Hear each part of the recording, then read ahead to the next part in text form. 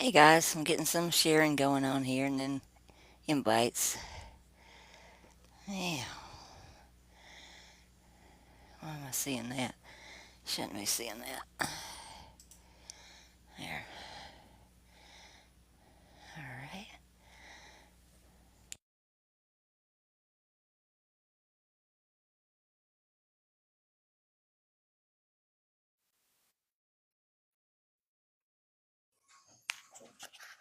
Hello there.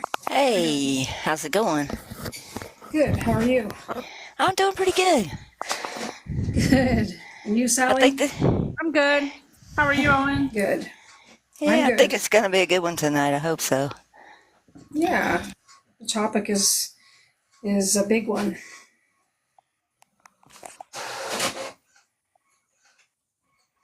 I want to give them a few minutes so everybody can get in because we kind of started early tonight. That's good though. It's a weekend. Yeah. You have lots of time to say what you need to say. Yeah, this one's kind of Can you hear lengthy, the but printer? I think it's gonna be some shocks in this one for everybody. Well, the truth is good.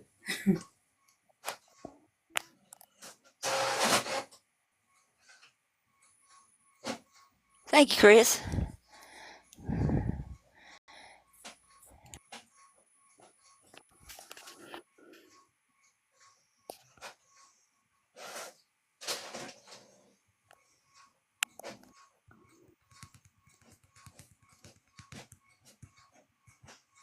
There'll probably be a lot of people tonight, I have a feeling.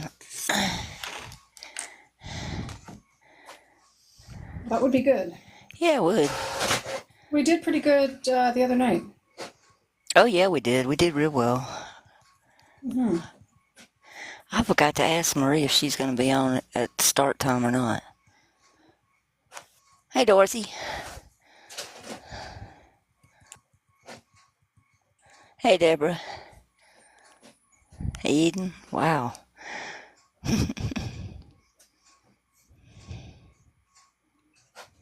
Chris, I'll upload it, so if you miss part of it, it's okay. You can watch it on YouTuber.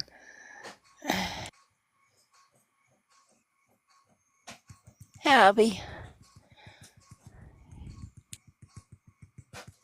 I'm sending out some invites. Okay. That's what I did. My shares right at the beginning.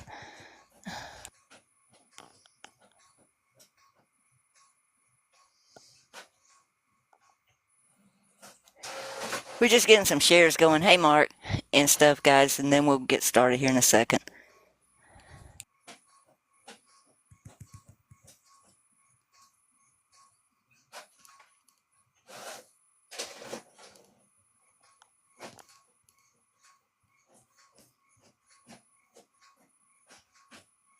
I see a lot of names I recognize. You do or you don't? I do. That's great.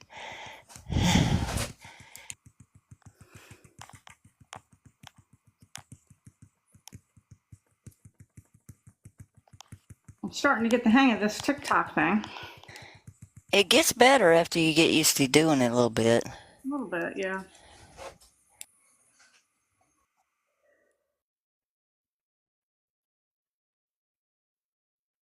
I do that too, Chris. When I'm watching YouTube stuff, I go to sleep.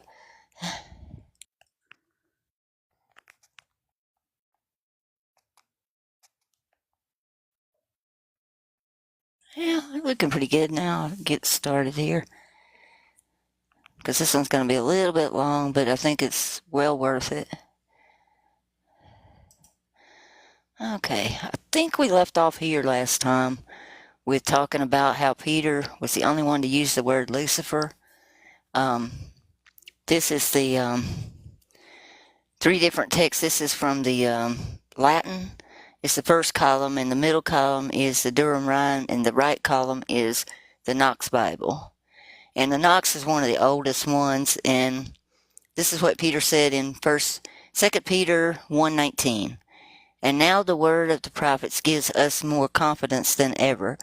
It is with good reason that you are paying so much attention to that word. It will go on shining like a lamp in some darkened room until the dawn breaks and the day star rises in your hearts. And actually, in Latin, until the Lucifer rises in your hearts. And that's when I played the video for y'all where we ended it last time. Interesting enough, in Acts 12, see, I think I blew me up a copy of that so I could read it easier. Yeah, I did. Okay. In Acts 12:6, almost to the end, it says, "And Herod would have brought him forth at the same night, for Peter was sleeping between two soldiers, bound with two chains. And the keepers before the door kept the prison. And behold, the angel, the curious angel, which would be Yahweh, came upon him, and a light shined in his prison. And he smote Peter on the side, and raised him up, saying, Arise up quickly. And his chains fell off of his hands. And the angel said unto him, Gird thyself, and bind on thy sandals. And so he did. And he said unto him, Cast thy garments about thee, and follow me. And he went out, and followed him, and wist not that it was true, which was done by the angel, but though he saw it in a vision.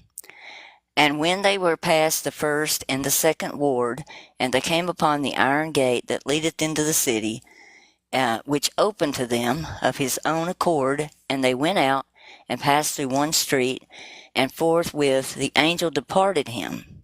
And when Peter was come to himself, he said, Now I know for surety that the Lord has sent his angel, and hath delivered me out of the hand of Herod, and from all the expectation of the people of the Jews, whose surname was Mark, where many were gathered. Oh, no, I'm sorry, I skipped a line. And when he had considered the thing, he came to the house of Mary, the mother of John, whose surname was Mark, where many were gathered together praying. And Peter knocked at the door at the gate. A damsel came to hearken, named Rhoda. And when she knew Peter's voice, she opened not the gate for gladness, but ran in and told how Peter stood before the gate. And they said unto her, Thou art mad. But she constantly affirmed that it was even so, that it was his angel. But Peter continued knocking, and when they opened the door, they saw him, and they were astonished. But he beckoned unto them with his hand to hold their peace, declared unto them how the Lord had brought him out of the prison. And he said, Go show these things to James and to the brethren. And he departed and went into another place. Now as soon as it was day, there was no small stir among the soldiers, what was become of Peter. And when Herod had sought for him and found him not. Okay, I gotta scroll this a hair. He found him not. Sorry. He examined the keepers and commanded that they should be put to death. And he went down from Judea to Caesarea, and there abode. So they were saying that it was his angel. Well, lo and behold, the chains that are believed to have bound him in that prison cell were given to Pope Leo, they said, by the Empress Eudoxia, the wife of the Emperor Valentinian III, according to tradition. And the Pope held them next to the chains, to Peter's first chains imprisonment, the maritime prison in Rome.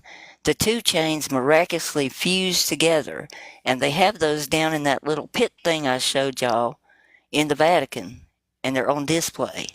Everybody can see them, and they're supposedly were miraculously fused together. But the thing I wanted to point out was this, like the angel of Yahweh, or Yahweh, the angel Yahweh, one of the two in Greek, came down and smote him, and then they were seeing his angel, they said. So there's something very curious going on there. There's a lot of talk of angels in Acts, too.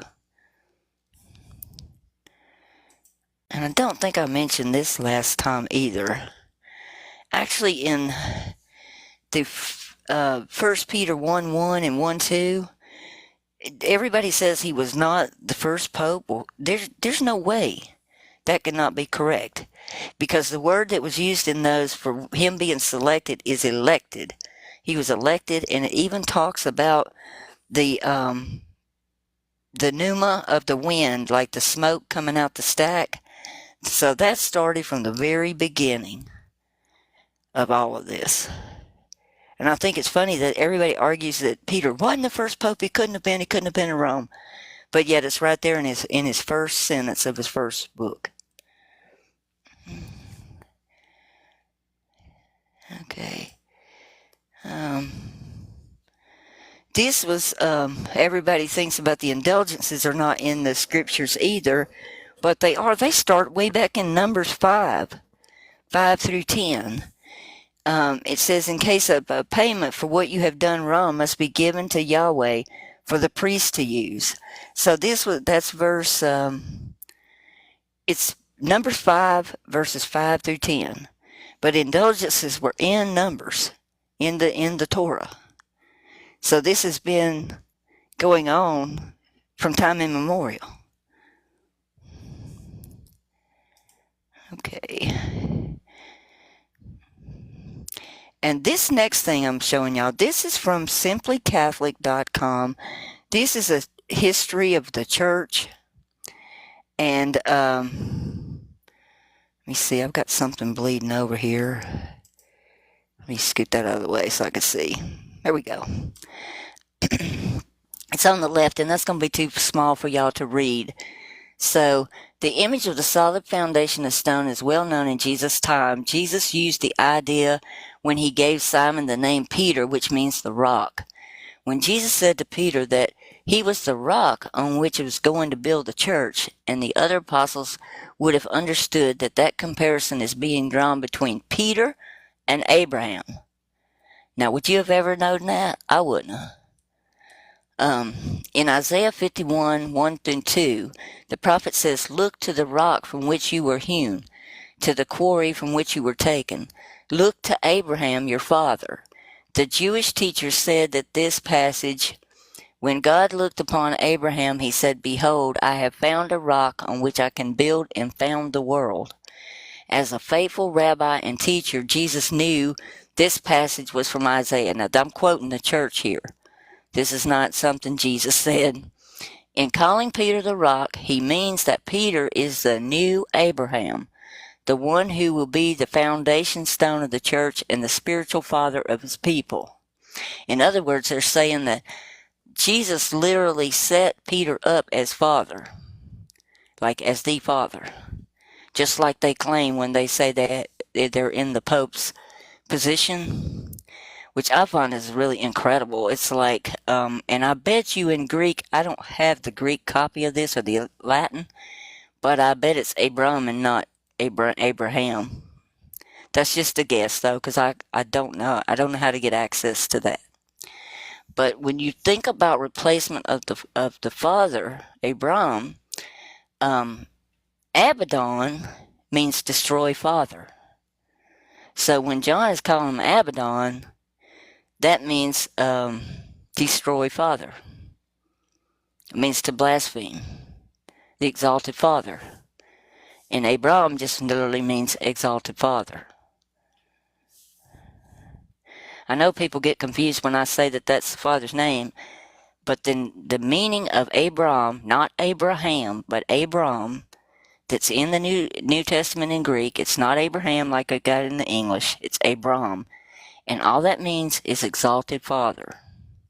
So Jesus was calling him the exalted father, like in the parable of the rich man and the man that was asking for the water. He's literally calling our Father in heaven Abram, but what he meant was exalted father, if that makes any sense. I hope it does. And I'll have to blow this up to get this where I can read it to you. Alright. This touches a little bit. You can see the picture while I'm talking. That's good. This goes a little bit into Revelation, because it says, "And I looked and beheld a pale horse, And his name that sat on him was Death, and Hades followed with him. And the power was given unto them over a fourth part of the earth to kill with the sword, or to unalive with the sword. God, they're going to bust me. And with hunger, and with death, and with the beast of the earth. Okay, what people don't understand is when you talk about Hades, you're literally talking about Dispater Jupiter, or Dispater, the Roman gods of Dispater, and that's Pater, and Dispater Jupiter, or Jew Peter, is basically what they're saying. And that's disputed back and forth, but it's just the wording is just too dang similar. Because this was the actual Greek god of the underworld. And you know that Jesus said we are in Katokosmos, which is the underworld. So they're basically calling Dis Peter as the god of the underworld. Pretty amazing. Okay. And I told you about that Cleopas, which is in John 11:49, when they said, he said, if we let him go like this, everyone will believe in him, and the Romans will come and take away both our place and our nation. But one of them, Cleopas, who was the high priest that year, said to them, you know nothing at all, nor do you understand that it is better that one man should die for the people, or to unalive for the people, not that the whole nation should perish. He did not say this of his own accord, but being high priest that year, he prophesied that Jesus would unalive for the nation, and not only the nation, and not for the nation only, but for together one of the children of God who was scattered abroad. So from that day, they made plans to unalive him. Okay, but when we go and look at the writings by Jacob Tam, who was one of the big rabbis, he says that Peter was Simon Cleopas, the high priest, who became the first pope. So they've got it written down that Peter actually became that Shimon bar Yaakov, which means Simon, son of God, lives, is what they titled him. And he was active after the destruction of the Second Temple in 78 CE. He's the one, I think, that stood up and took over as soon as the destruction of the temple had happened and declared himself king. And I believe many think that Rabbi Akiva and attributed many Orthodox Jews with the authorship of the Zohar. So they also attribute Peter with writing the Zohar. And if you look at the altar, can y'all see? I got to move that so y'all can see the altar. Sorry. See the altar there? I don't know if you can see it good enough. But they attribute Peter. Let me see. See how they line up? That's the front of the Zohar book. And that's Peter's altar. I'm telling you, he wrote it. It's just crazy. It's like all this was a big setup, and it was a big setup to get rid of Jesus Barabbas, what it was. And once you put their writings together with what we have and what Jesus told us, because he said he had said that Satan had wished to sift Peter, and that another one would gird him and take him where he didn't want to go. And I believe that's exactly what happened. Okay.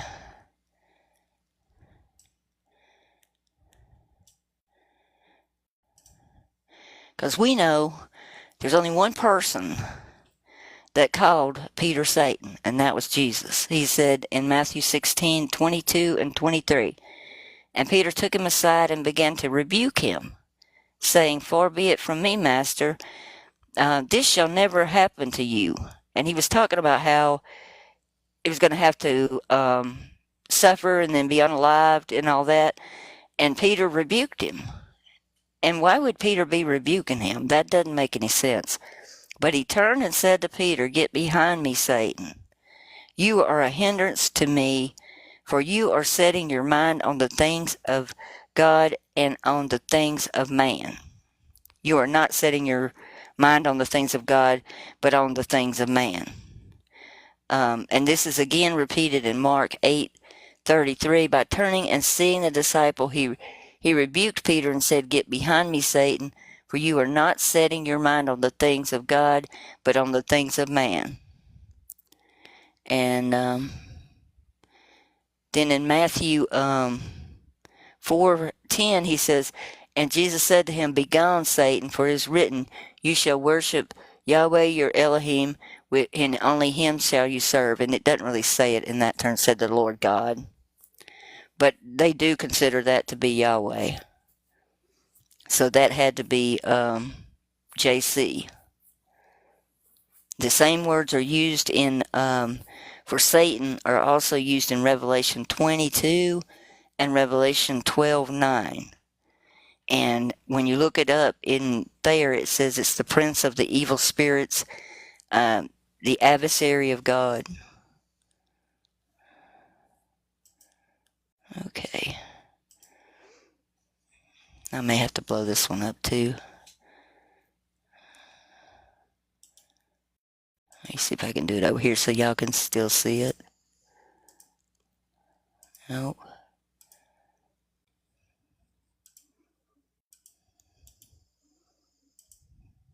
There we go. Maybe let me get this back in order.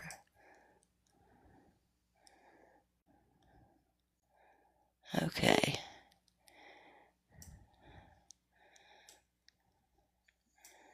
All right. When I looked this up, I found a lot of things that were wrong in this verse. Okay. Because in verse 16 is where he said, "You are the Christ, the Son of the Father," and all that. And then everybody's like saying, well, he called him the Christ and then he gave him the keys and all this stuff. I don't think he did that at all. When I got to looking at this, it's like he calls him a Macarenos, and a Macarenos was, or Macarer, describes somebody that's wealthy and prosperous and is ultimately untouchable because of their wealth. And this is what I think, when I analyze the verse, this is what I got. "And responding, Jesus said to him, Simon Bar Jonah is wealthy and prosperous, but flesh and blood do not reveal race, but my Father is the one in heaven." In other words, he's saying, Father in heaven's the only one that reveals race, not a wealthy man. Not because you're prosperous and wealthy can you say this. That's my take on it. Because the word of family, clan, or race is also in there, and they didn't even translate that as such. But in all other places, 54% of the time, it is translated as family or clan. And then the other percentage as race. And I go back and look at where they use these things because, like, if they use it in Plato and all, then it probably was used the same in the first century.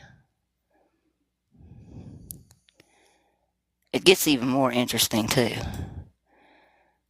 Let me see if I can get this where y'all can see the whole thing. Man, this is hard. There we go. This is not user-friendly, guys, to try to show y'all anything. And this is really crazy. It's like, I'm playing around with these words. You know how I put them in all the different translators and stuff, and you know how I found all that stuff in Matthew 24? It's like, I found crazy stuff here, too. It's like, the Barjona can literally be a subatomic particle that's a hexagram, that looks like a hexagram. I'm like, that's crazy.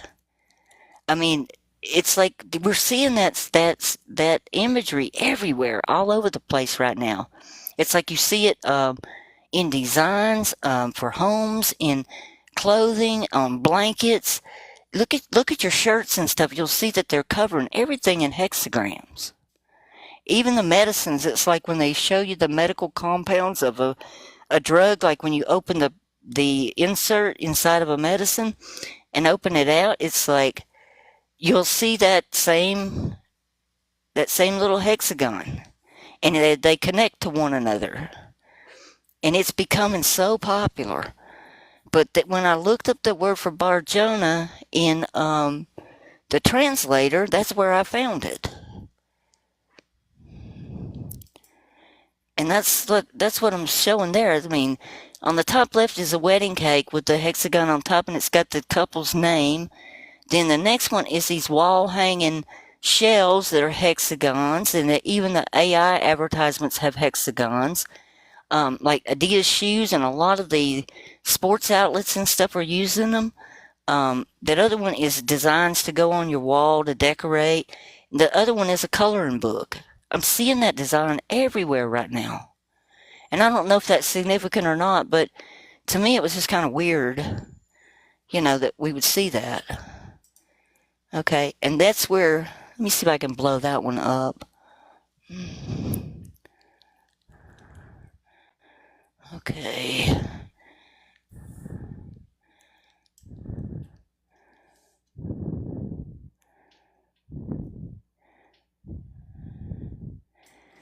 See, when you put the two words together, Bar Jonah, instead of separate, that's what it's describing. It's on the right. It comes out, and it even said in the definition, a subatomic particle as a nucleus or hypertron, and it's used with the hadron collider thing.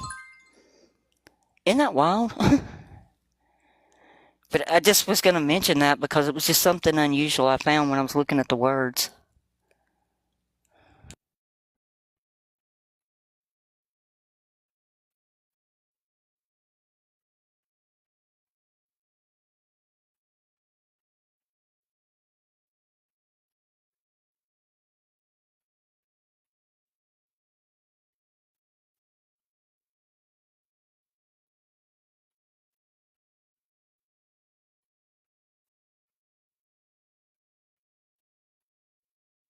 The next verse, they use a lot of double negatives in Greek writing. I don't know why, but it literally says, I did not tell you that you are Peter, and upon the same stone my assembly or gate of Hades will not be exerted or control over her.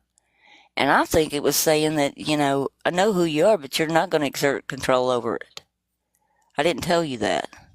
And I don't know why even the I tried this in, let's see, that's 1, 2, I tried it, that's 2 AI translators got not in there. I did not tell you. Then there's 4 of 5 came up with not. So you can't tell me that's wrong. I mean, why would 4 of 5 of them come out saying the word not unless it was correct? But I don't think this stuff says what they think it does.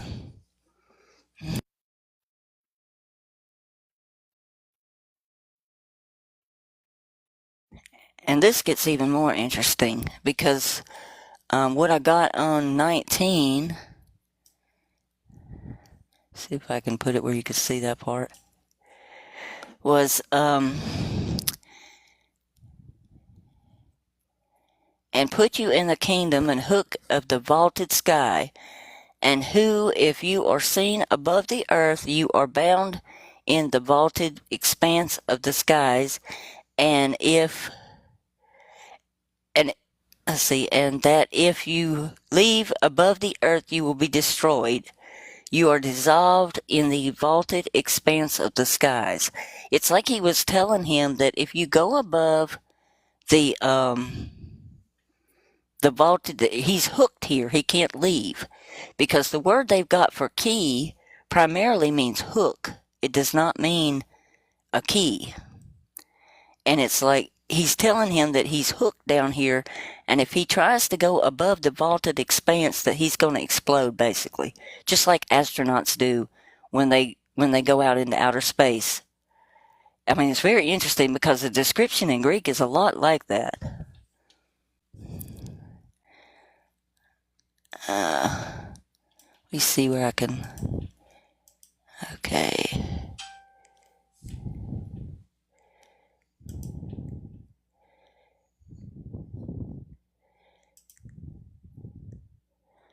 Okay. Yeah, that's where I wanted to be. Okay. Now, so if you take what I got here, and I'm going to pull up 16 too. Let's do that too. I'm going to pull it up in the Bible.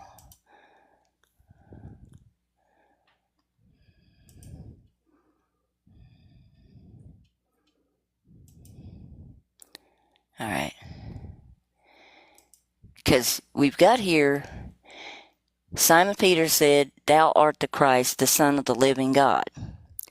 Now, if we go with what they've got, it'll say, "And Jesus answered and said unto him, Blessed art thou, Simon Bar-Jonah, for flesh and blood hath not revealed it unto thee, but my Father which is in heaven."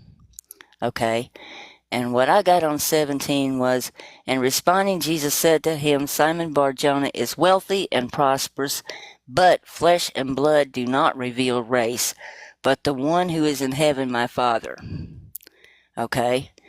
And then for the next verse, they have, "And I say unto thee that thou art Peter, and upon this rock I will build my church, and the gates of hell shall not prevail against it." Okay? And what I got was, "And I put you in the kingdom hook of the vaulted sky, and who, if you are seen above the earth, you are bound in the vaulted expanse of the skies, and that who, if above the earth you are destroyed or dissolved in the vaulted expanse of the skies." And then, now verse 20, see, this is what drives it home to me. How would he be giving him the keys to the kingdom if this next statement is true? "Then he charged his disciples that they may say to no one that he is Jesus the Christ." So that's the command where he says, "Nope, you're not going to call me the Christ because I told you no." And when you look at the word, okay, the word for key or hook, and I've got that where you can't see it again. All right, it's a noun. And it means to be barred, to be catched or hooked. It's a door or a strap. It's something that holds a door. Okay, figuratively, it can mean a key. And that's like down on the bottom of the main definition. And it does say figuratively. It can be a clasp or a hook. Most all of them say hook, has something to do with being hooked. Okay, and then when I looked at Homer, used the word, is not used as a key, but rather a hook. I'm trying to think what else I looked at. I looked at something else.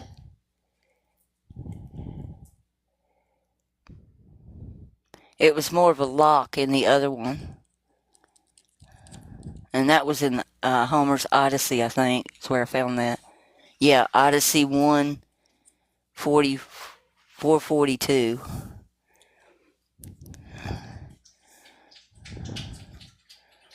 But there's definitely something going on, because he would not have said, "I strictly command you not to call me this," but yet be praising him and giving him the keys, to the kingdom at the same time. Something just doesn't seem right on that. I know people probably think I'm crazy, but taking a lot of things into account. Okay. Here's one that I take into account. Matthew 10:33. "But whoever shall deny me before men, will I also deny before my Father which is in heaven." Okay. And then when you look at Matthew 16:23, "And he turned and he said to Peter, Get behind me, Satan. You're a hindrance to me, and you're not setting your mind on the things of God, but on the things of man. Well, then we go and look at what he says in Matthew 26. He said, Now Peter sat without in the palace, and the damsel came unto him, saying, Thou wast with Jesus in Galilee. But he denied it before them all, saying, I know not what thou sayest. And when he had gone out unto the porch, another maid saw him, and said unto him, That where there this fellow was also with Jesus of Nazareth. And again he denied with an oath, I do not know that man. And after a while came unto him another stood by, and said to Peter, Surely thou also art the one of them, and thy speech betrayeth thee. And he began to curse and to swear, saying, I know not this man. And immediately the cock crowed.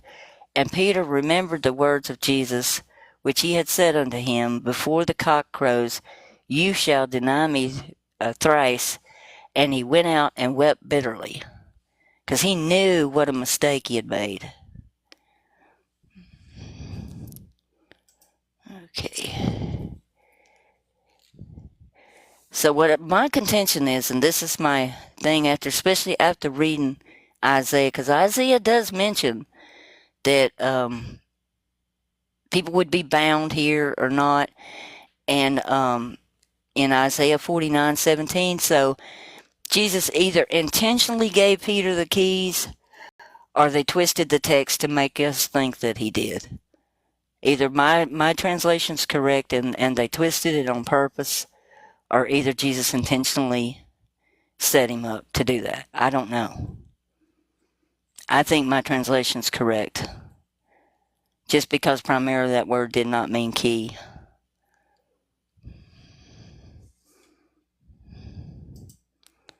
Okay.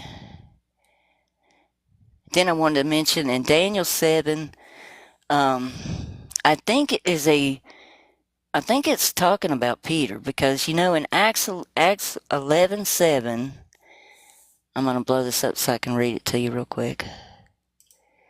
It says, Now the apostles and the brothers who were in Judea heard that the Gentiles had received the word of God. And when Peter come down to Jerusalem, those who were of the circumcision contended with him, saying, You went to the uncircumcised men and ate with them. But Peter began to explain to them in order, saying, I was in the city of Joppa praying, and in a trance, and I saw in a vision a certain container descending like it was a great sheet let down from heaven by four corners. And it came as far as me. And then I looked intently at it, and considered, and saw 4-footed animals of the earth, wild animals, creeping things, and birds of the sky. And I also heard a voice saying, Rise, Peter, kill and unalive and eat. And I said, Not so, Lord, for nothing unholy or unclean has ever entered in my mouth. But a voice answered me a second time out of heaven, What God has cleansed, don't you call unclean. But that this was done 3 times, and all were drawn up again into heaven. Behold, immediately 3 men stood before me in my home, where I was, having been sent from Caesarea to me. The Spirit told me to go with them without discriminating. These 6 brothers also accompanied me, and we entered into the man's house. Okay, so he has this dream, but then in Daniel we have something very similar. It said, And I saw another beast, a second, like a bear, a she-bear, and it was raised up on one side and had 3 ribs, and in its mouth and its teeth, and it said to this, Arise, devour much flesh. And when you look at the tetramorph that's on the front of the Gospels in the Catholic Church, it looks a whole lot like a she-bear. Has bear-looking claws. Looks kind of like a lion, but also has bear-looking claws. And the ribs, when I looked that up, is like side chambers or cells, and they've got each of the 4 gospel writers as different characters on the front, and they look like they're in little cells. They're divided. So I think Daniel was talking about Peter in that. And the canopy looks much like that he's describing, like a sheet coming down, looks a lot like the canopy over his his altar and his burial site. Now, to show you one other thing, and then we'll open this up for discussion. Let me find it here. Okay. Because I want you to see how much of this is geared around Peter.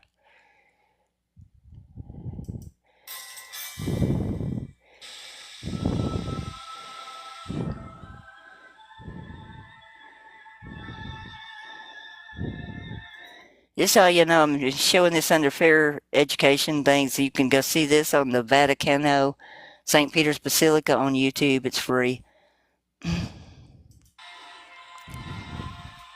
Uh-oh. Sound.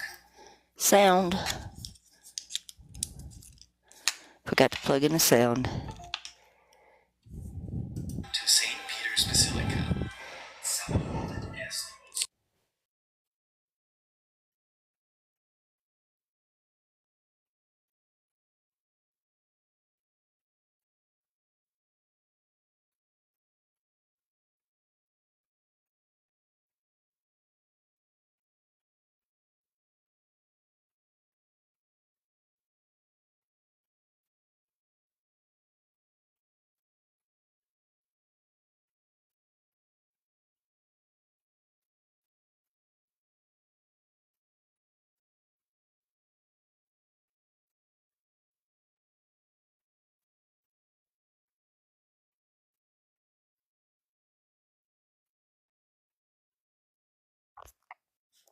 Is there supposed to be sound? Because we can't hear anything.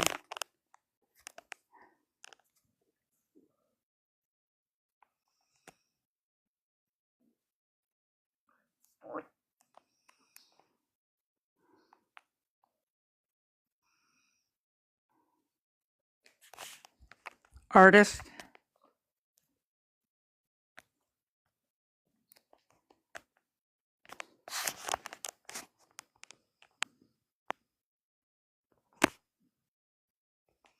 Bathroom break? We can't hear anything. No. Going of no sound.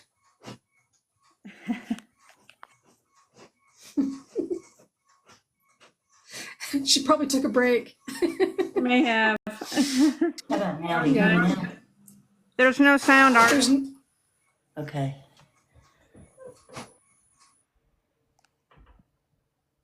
I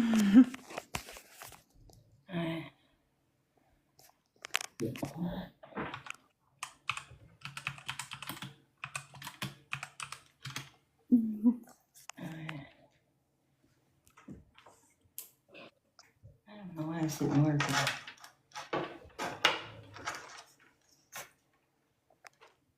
Correct.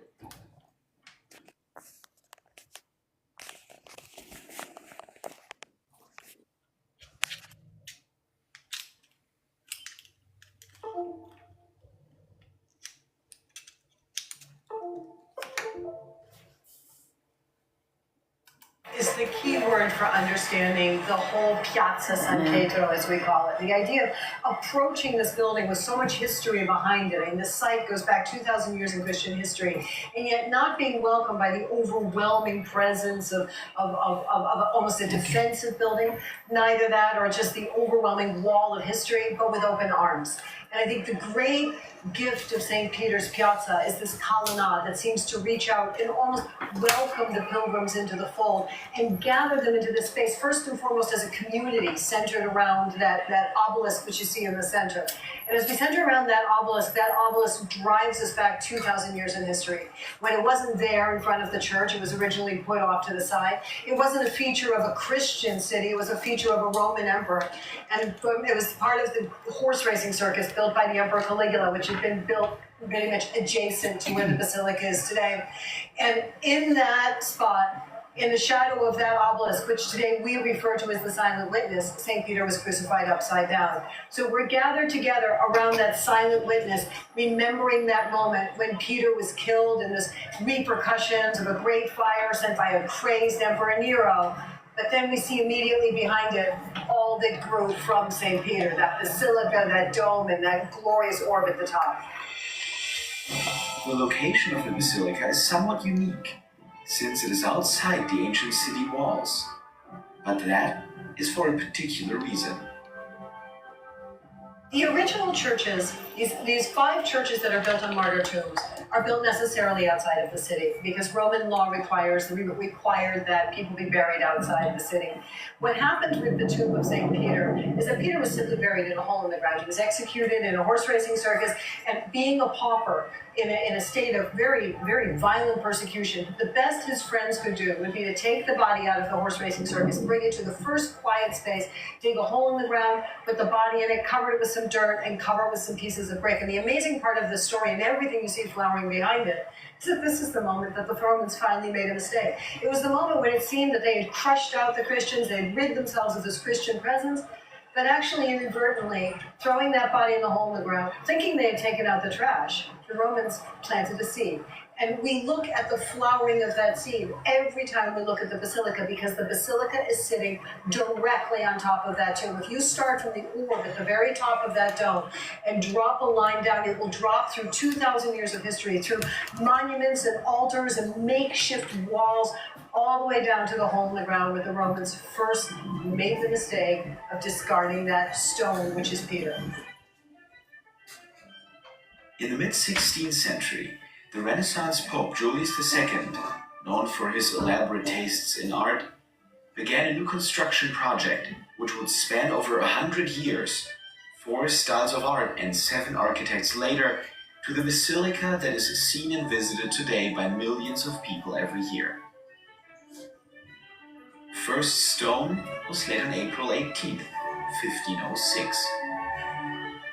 A major piece of art within the basilica is the canopy, or baldacchino, above the main altar and underneath the dome.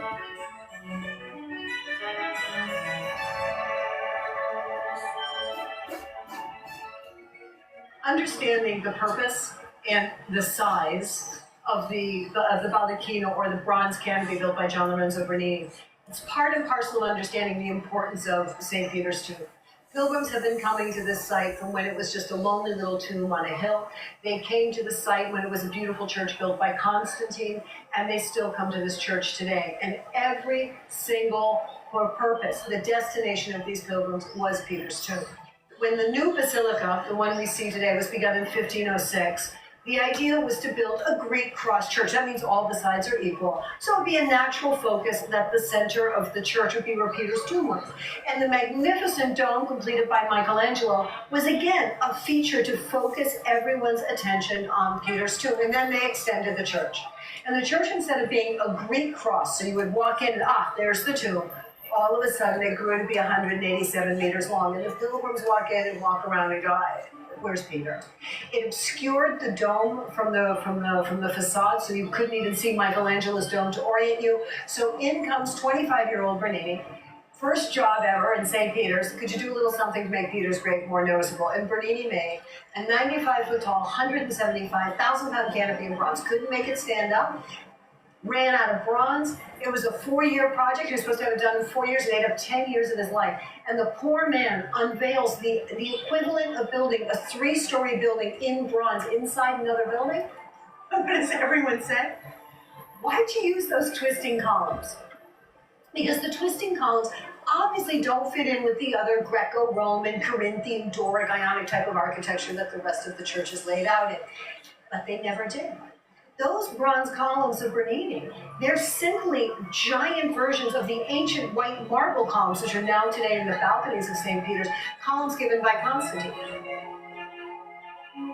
The Baroque masterpiece of the basilica is the chair of St. Peter's, on both sides surrounded by angels and clouds spilling into the basilica.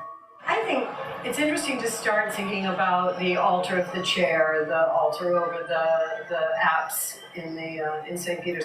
Interesting thing about it from Bernini's perspective. He was born 40 years after Michelangelo died. He's a sculptor. Michelangelo's a sculptor. They're both from Florence, and they both worked for the Vatican. So here's Bernini, who's got to compete with the legacy of Michelangelo without ever really being able to meet him from face to face. And if you think what Michelangelo left between the Jesus of the Pietà and the other images of the first and second person of the Trinity, Bernini decided to set himself a very difficult task. And the task was the third person of the Trinity.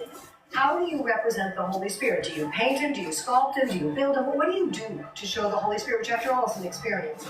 And Bernini's genius, which manifested itself fully when he was about 50 years old, in the 1650s, working on that monument, he represents the Holy Spirit through all the arts. He creates, orchestrates painting, sculpture, and architecture so that we feel present at Pentecost. So starting with the punching of the hole in the back of the church, you have that oval window with the golden glass in it, and the idea of just the wall dissolving so the Holy Spirit can enter. So we get that experience of the closed upper room, the Holy Spirit that enters, because after all, masonry means nothing to the Holy Spirit.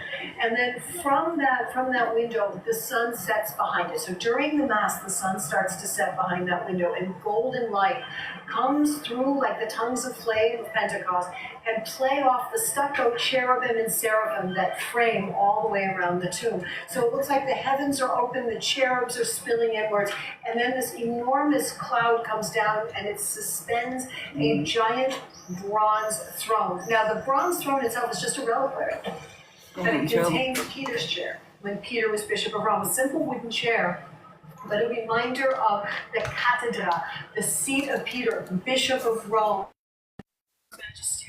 Wait, can y'all not hear again? We can hear. Okay.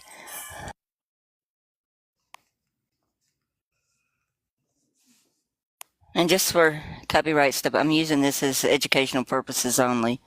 This is from the Vaticano on YouTube. So if you want to see the original, that's where you go look at it.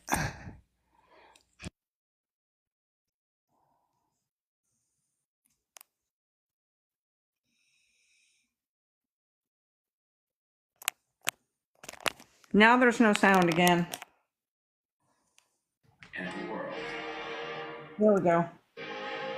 This was the last thing Michelangelo did. Amazingly enough, this is a great personal story in Michelangelo's career. Michelangelo lived to be 89 years old, and he had plenty of time to develop from an arrogant hotshot who's going to change the world with his works of art to a man who became a little bit more thoughtful, a man who knew disappointment.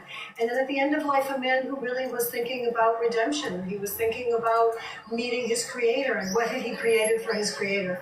And he took the job of completing St. Peter's Basilica for no money.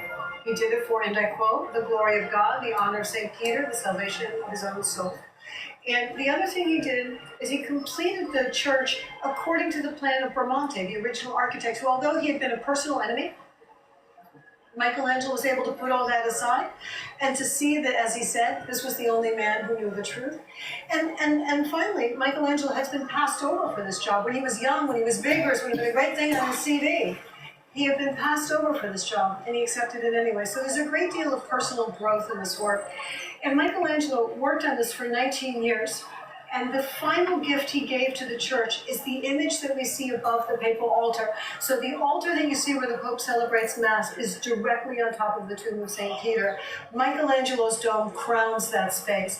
And even though the dome is based on the Pantheon dome, Michelangelo spent 20 years changing the look from that of the Pantheon to what we know today. The Pantheon, a perfect building, but it's a perfect pagan building.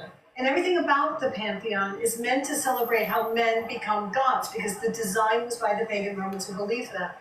So Michelangelo's decision to recalculate the weight of the dome, to lift it high on top of a drum, and then put all those windows around the base of the dome, one of the most striking things at this time of year to go in there and see are those horizontal beams of light that come through the windows and separate the dome from the altar, as if the dome floats.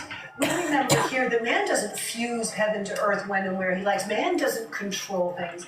It's the heavens that choose to hover over that spot of Peter's tomb as its perpetual custodian. And that, in many ways, the Pietà, the Sistine Chapel, the Last Judgment, the David, all those things, in many ways, this was Michelangelo's greatest gift.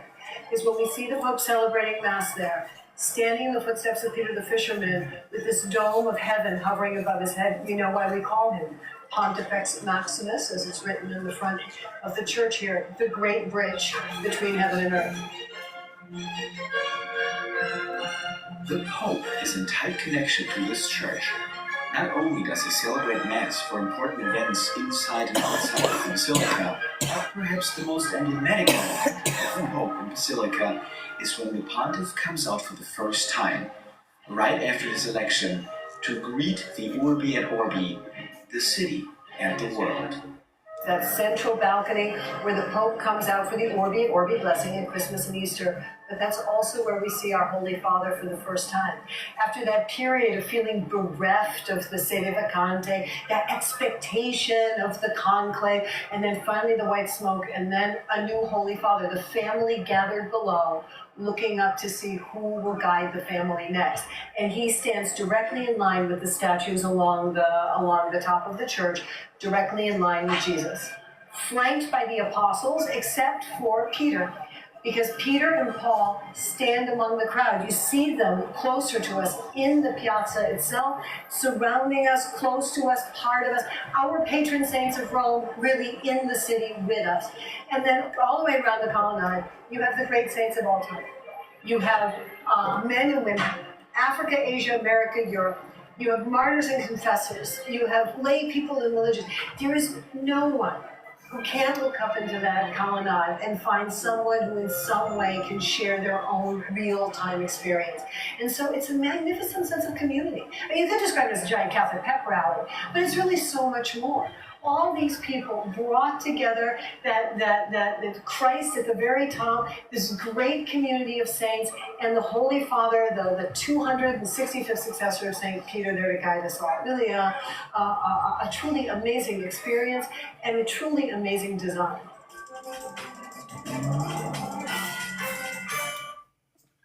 Okay.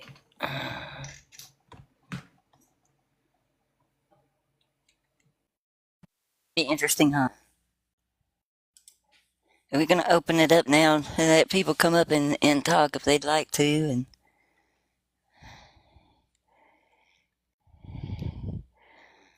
can y'all hear me? We can hear you, yes. Okay, I'm just making sure I got sound again. It just takes a second That to get was to that button. was man, that was a mess trying to get that set up. No, you did okay. We don't have the proper equipment. Still good. And undo that mic so I don't have feedback. This is so clear to me after this is the third night that we've covered Peter and the Vatican and the Catholic Church. I mean, if anybody's new and didn't know how evil the Catholic Church was, I mean, it's been presented crystal clear after all of this.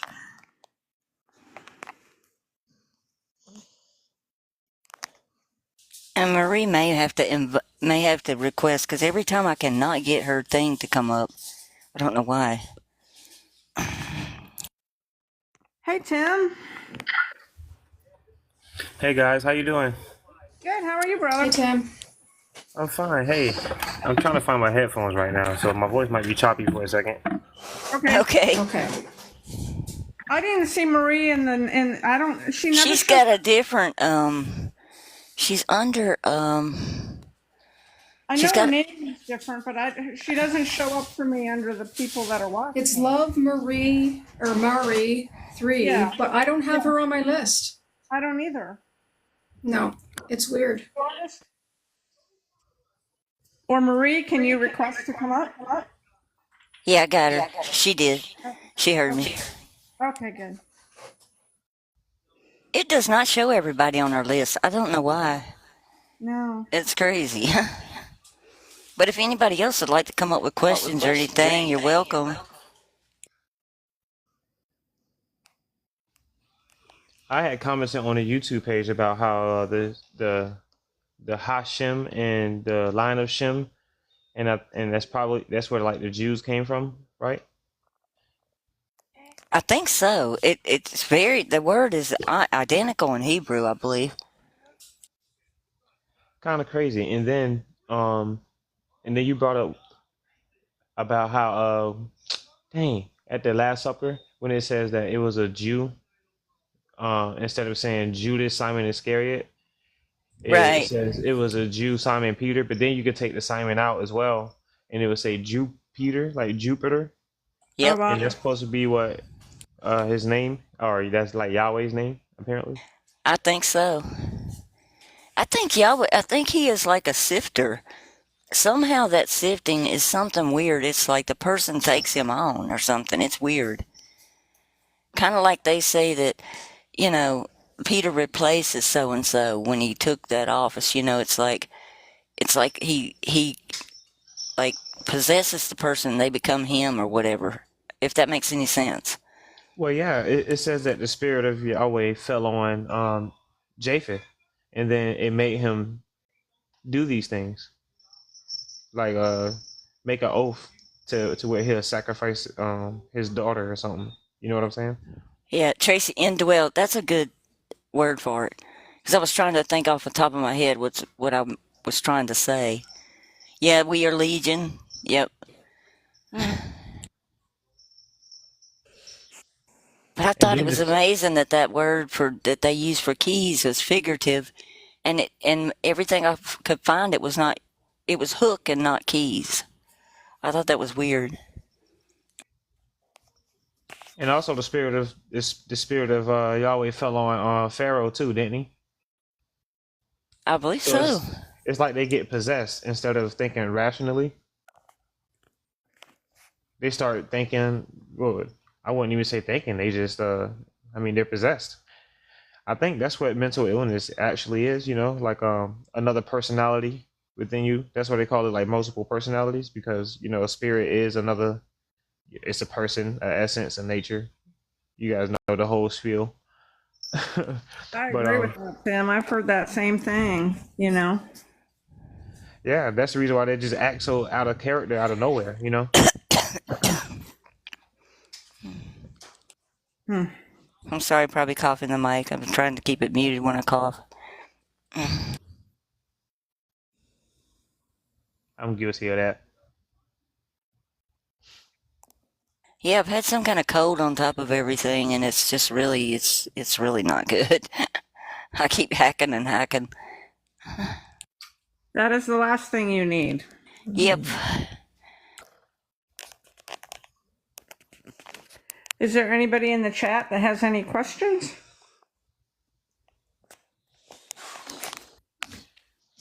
There's some old questions from YouTube that I still have written down. Oh, that would be good to cover because we haven't covered we didn't cover them last time. I ran out of time really. Yeah, that would be awesome. Um, Actually, one of them is a question I had, and and it was like from the last show. It was like, why build a statue for Peter if he was a good guy, and this is known to be Satan's world. So why would Satan build statues of him if he's good? Yeah, and you notice he's got those two fingers up on that statue just like the Baphomet too. You know, the hand of power. Oh wow. Do you have that depiction to show us? Yeah, it was in the video. I don't know. Let me look. They display that Baphomet sign so much on so many things. They do it in symbolism too. So I have an old Instagram account, and it's a picture of well, in it is a picture of Obama, right? And Obama is in the White House, and every president get it's called an official presidential photo, Oh and every wow. president have theirs in the office. But Barack Obama's official presidential photo is in a garden, and the flower arrangements make a pentagram. The way the leaves are covering his feet, it looks like it's making his feet look like a goat foot, or both his feet, goat feet. Um, and there's like a whole comparison. I have it side by side, and they Wow. actually have the shadows of the leaves making horns on his head, and like you don't notice it It's until you see pointed out. someone point it out, and then when you go Yeah. back to the normal picture, you can't unsee it. Like it's always there. And I think I've seen that picture. I think now that you're talking about it, I think I remember seeing it. yeah, I wish I could like it would be cool if we could have like put it up there somewhere. It would be, but Yeah, that's him. It looks a lot like the Baphomet with the It hand up. does with the like holding the peace sign up. You know. They dress it up too on that thing they have for him. They have like a special holiday for him, and they actually put the crown and the diadem on top, and then they put the robe and everything on him. How people yeah, don't see that this is idolatry is beyond me. yeah, like that's why I was saying bringing up because again, this is Yahweh's world, right? The devil's world, and if this is the devil's world, there'll be no reason anything that's being glorified would be being glorified for the devil. You know, Right. if this is, you know, in Father's world, if there's any type of glorification at all, it's going to be obviously for good things, you know. So it don't make sense why here in a fallen world, that's like me letting someone's ideals be portrayed in my household. You know what I'm saying? Just silly.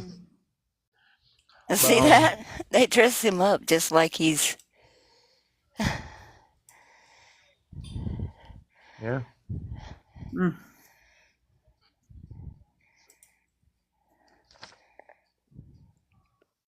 still Pope.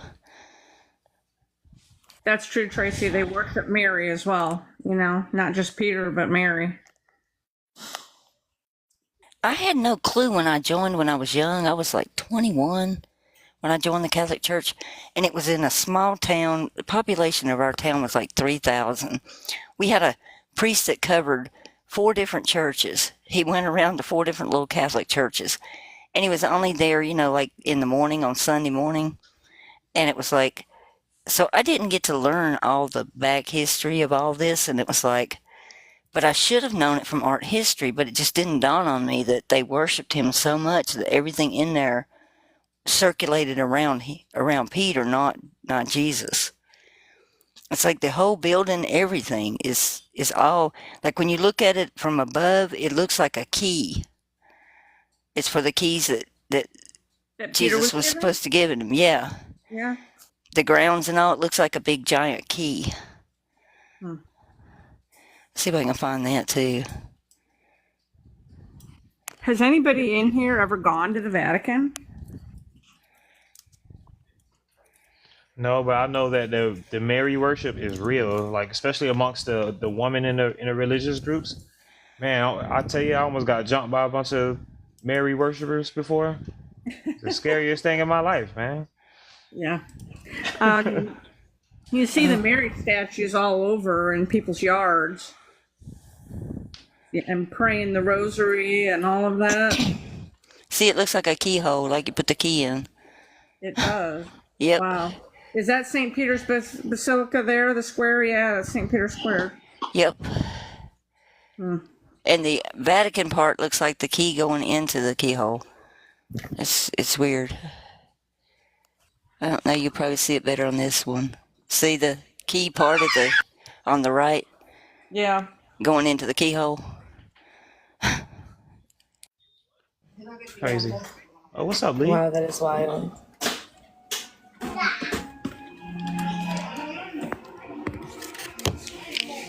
That was really good, everything you have, artists.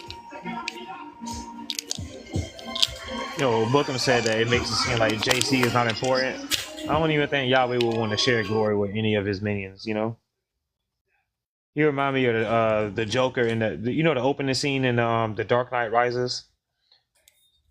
I had No, never seen no, that. not the Dark Knight Rises. The Dark Knight, the one with the Joker in it, and how he portrays all the other Jokers in the opening scene. If you haven't seen it, you want to know. But it basically was a bunch of Jokers doing a robbery.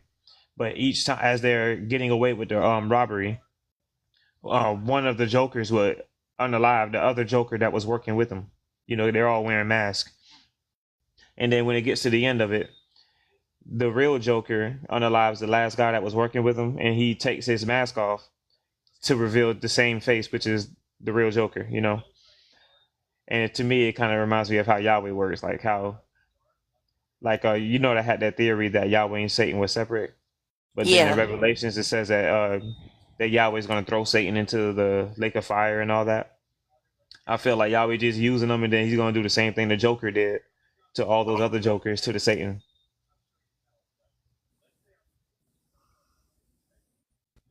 if that makes sense, That makes Yeah, that sense. does. Yeah, it does. because he's jealous. You know, he don't share glory.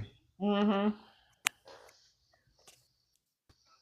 I wonder from that Shema if Simon isn't him in a way. It's just kind of weird. And they do call a lot of their rabbis that come up, they'll rename them Shimon.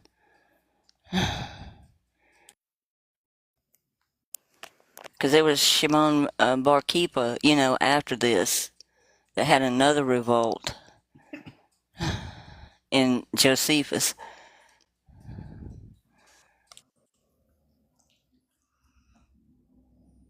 I've also wondered if Simon Magus isn't the same person. It's like they just keep changing name stuff around.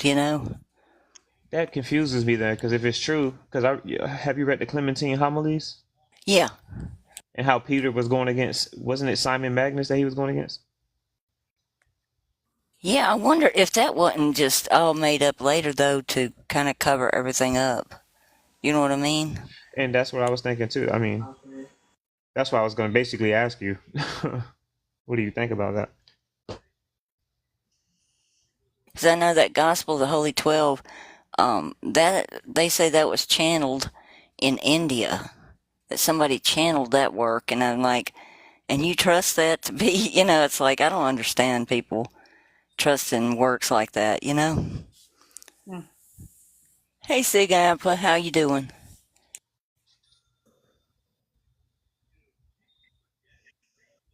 You're on mute if you, I don't know if you notice. Oh, okay. Well, you had it for a second.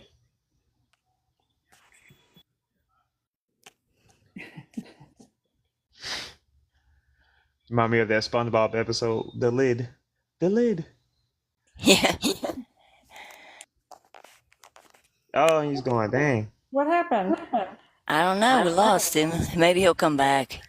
He might have had a technical difficulty. It looked like he kept unmuting and then muting back. Did he request to come up? Yeah, he did. I didn't see it.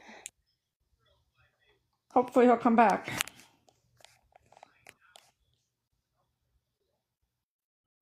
I wish I'd have known all this when I was younger, though. I guess that's one reason I felt like it needed to be exposed. So, I remember you on YouTube, KP, he said that verse where it says, "Who is a liar but he that denied Jesus is not the Christ?" He said he feels like we're misinterpreting it. He said if a person does not believe that Jesus is not the Christ, he is a liar, and he's saying that's how it's translated. So he's saying to him that means Jesus is not the Christ still. I'm sorry. That's my comment. To me, that means Jesus is not the Christ still. But he was saying, if it is as we say, then where else in Scripture does it say Jesus is not the Christ? And I'm like, and he still has more, but I'm just commenting. When he said that, I'm like, did he not like see all your other videos where you put that? Where I you don't like know, because showed that? we got 3 different books where he commands them that no man should ever call him that. Then you've got him before Pilate. And we've got several times that he denies that he's the Christ before Pilate. Then we have that one in Mark where he says, I am, but they dropped the negating particle. But when I'm looking at like 4 or 5 others with denials and one that says I am, then there's a problem with that one verse to me. Exactly, yeah. Remember, I mean, I think I explained that too. Like if it says, if I say 5 times that, I'm 6 foot, and then one time I say I'm 5 foot, why not go with the other 5 times that I said I was 6 foot? Why you holding me to that one time? Maybe I was drunk, you know. I was But so nervous about coming out with this about the Christ word, but it just was so clear to me once I studied it. It was like it's like I can't unsee it now. Yeah. That But Christ word gives me the creeps now. I can't. When I hear it, it sends like shivers up my spine. Yep. Mm-hmm. he had a couple more points to solidify his argument. He was saying that Jesus says Simon didn't know hold on, he didn't know from man, but it was revealed to him from heaven. Um and I know what verse he's well, I don't know the verse, but I'm familiar with the scripture he's talking about there. And he says Jesus says on this rock, and knowing Jesus is the son of Christ, he says on this rock I build my church to Peter. He also says don't tell anyone. Hold on. Oh, he says, then Jesus says, don't tell anyone. And he said, why didn't Jesus rebuke him if he did? He did rebuke him in one of them. Yeah, I think he's talking about that particular time only. Yeah, because But it said he rebuked him for saying that. So why would he rebuke him and then give him the keys and all that? That doesn't make any sense.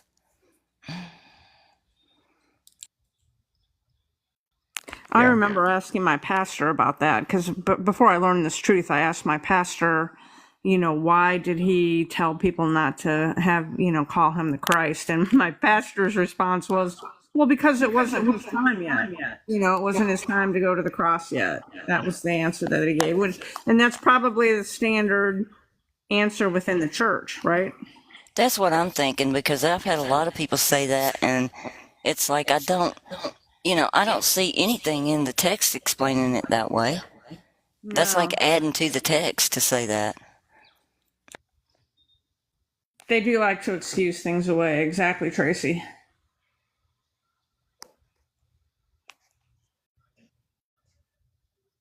Were there any other questions, Tim, that you saw that he had, or any other ones? yeah. Hold on. Check my. I think I got one more. Oh, it's from Seek the Father. And it's the same. It's one of the same questions. He's basically saying Peter being the rock of the church and his name meaning rock.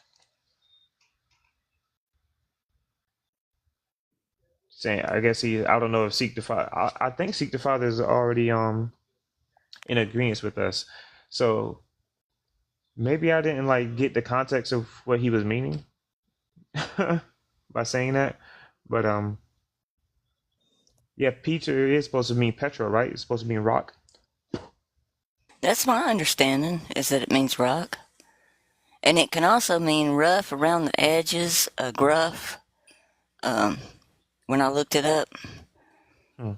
So it can also be in a person that's real rough around the edges, kind of like maybe somebody would be a barroom brawler or something, And they kind of play him out like that in The Chosen, too. I don't know where they got that from, but Oh yeah, that's right. He was fighting like betting, right? And he was I think he was like scrapping in the beginning of the series. He did cut the ear off the soldier. So he might So have had a tendency. I always thought it might be JC that had said that to Peter. It might be, yeah. and I looked up could did the high priest have other jobs, because it said he's a fisherman, and they weren't just being a priest, they had other jobs too in the first century. I didn't know that either until I looked it up, because I thought, well, it says he's a fisherman, well, could he be a high priest and fisherman at the same time? Yeah, he could have very well been.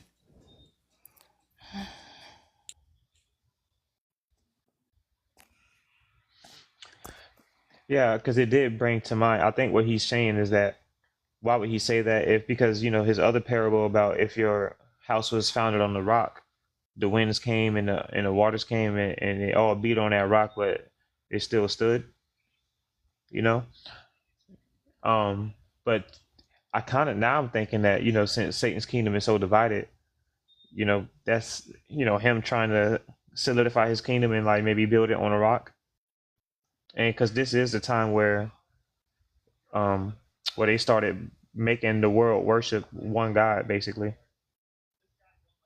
They all over the kind world. of they kind of give themselves away too, because I was thinking about Pope Francis calling himself after the first pope, Peter the Roman. You know, and here I am exposing that the Romans and Jews were one and the same, and it's like, then he gets up and calls himself Peter the Roman. Hmm.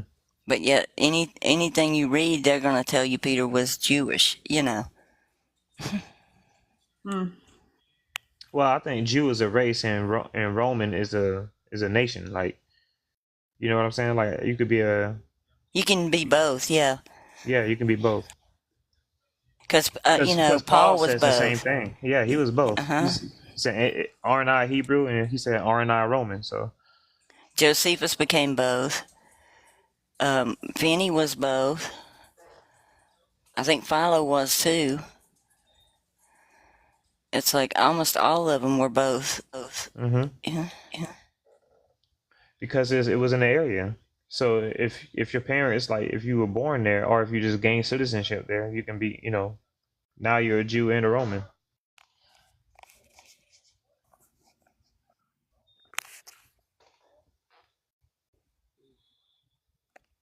I'm surprised how many I'm finding when I really get to digging. Like Nero's um, grandson became a famous Jewish rabbi. He's listed 3,000 times in one of their writings. He was way on up there. And Vespasian's mother was Polia, Vespasian Polia, and she was from Nursa, Italy, and she was Jewish and Roman.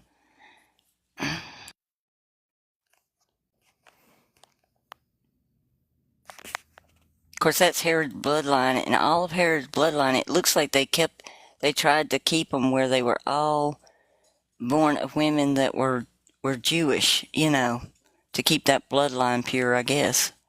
Nero was in Herod's bloodline? His son, it says in the Talmud, was his son is listed 3,000 times as a famous rabbi. Wow. Yeah. Because I know that, like, those that believe in preterism think Nero was the Antichrist. There's no way he could be, because that is definitely a Nalmasecum in that the 666, because it's got a bar across the top. If it didn't have a bar across the top, I could say it could possibly be, but it's definitely the initials of somebody's name or title. And it's like, Christos is both a title and a name, and it's the only word I know that matches all three of the letters. Yeah. If it had been Nero, it had to start with an N in Greek, and it doesn't. I was thinking that before I learned this truth, I was like looking into preterism a little bit, So now that I know this truth, I don't believe that he was either. He was an evil man, though. Oh, yeah, definitely. I think I had read where he was light. He would literally put humans up and put them on fire and use human torches to Yeah. light the way and to light the streets. I mean, how They said it made people sick come from the smell, and I can imagine. hmm you can't get any more torturous and evil than that. I took care of a lady one night that put her cigarette out in a can of gunpowder and blew it up in her face. And that smell, man, I used everything. You know how you see on the detective shows they put that stuff up their nose, so they can get rid of the smell of the corpses and stuff? I even used that, and I could not get rid of that smell in my nose that night. It was horrible.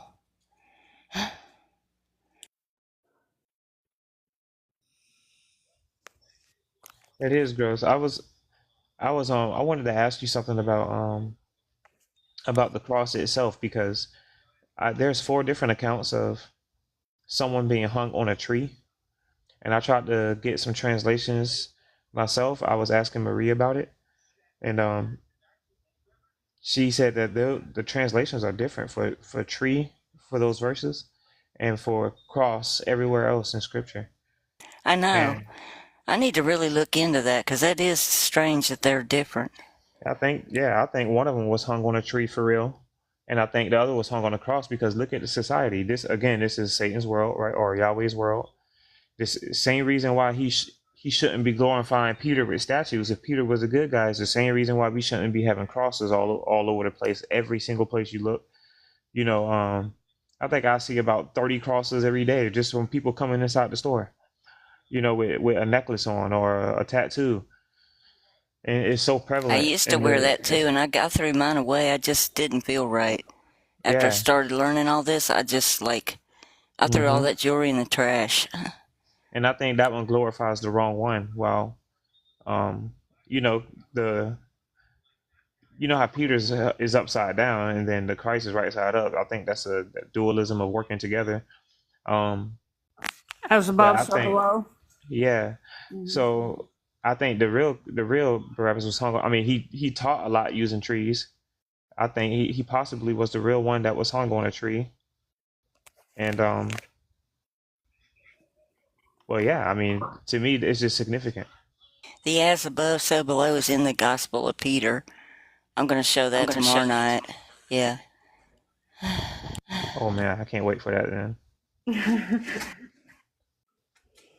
because I never even heard of a Gospel of Peter. Yeah, there's a whole thing about, and it's all about when he went and was unalived on the cross upside down, is what it's about. I've always been looking for like that story, like where is that recorded, and I guess that's where it is. Yeah, they didn't put it in the Bible, it didn't make the cut. Of course, I guess they had to have 66 books. I don't know. No, they say there was 14 more until the 1600s, though. And this St. Peter's was not started until Constantine. There was an old one that was put up initially, and it became so bad that the walls were tilting inward 5 feet, and it was full of rats up in the lofters and everything. And that's when they decided to build this one. And they built it directly on top of where the other one was. It's like they just redid it. But this temple, the Vatican matches the temple in Ezekiel down to even the number of steps going up to the door. And it's like the altar and everything, it's the exact same size.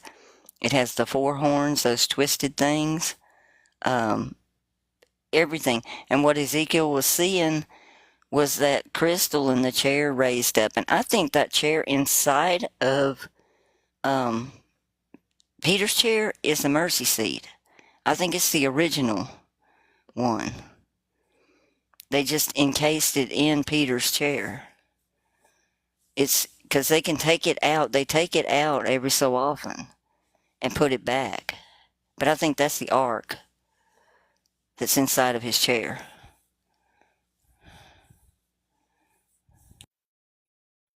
I might put that in there for tomorrow too, show y'all the pictures of that and how it matches the size and everything.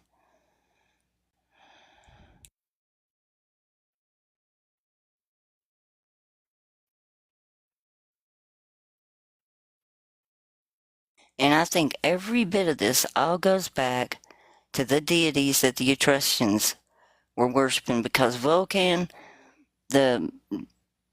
was the fire god that was all about fire. And there's all about fire. And then Jovis was all about thunder and the sky, you know, and metalwork and everything. It's like it matches everything in the Old Testament. Like it's element worship instead. Yeah, it's kind of like they took all these mythologies from Italy and put them all together and created that. Put the stories together. Like even off of Sicily, there's an island named after Moses, and they found statues, ancient statues from that time period, of a gray elderly man holding a staff that turns into a serpent. And they also found a bunch of young babies that were all unalived as in a sacrifice in graves there, like the firstborns. And then you know how there's the covenant of salt. There's a salt flat in Sicily too. Then you've got Etna, which is listed as Yahweh's mountain in the Psalms. And it's covered in thorns. It means covered in thorns. And the whole thing is so covered in thorns at Etna that hikers and all will warn about that you're going to get stuck by thorns because there's thorns on everything going up to that volcano. Then right south of there is Ibe. There's a place called Ibe, and there's all these domes that look like big sacrificial slabs of unhewed stone. And those cover all over the place in southern Europe. They look like what they were talking about where they had the altars, but Yahweh told them not to cut the stones, just to place them, So I think that's what all those dolmens are that you see all over the place. And the giants, they said they fought the giants. The giants were in middle Italy and southern Italy and on Sardinia. Artists, do you believe that the giants were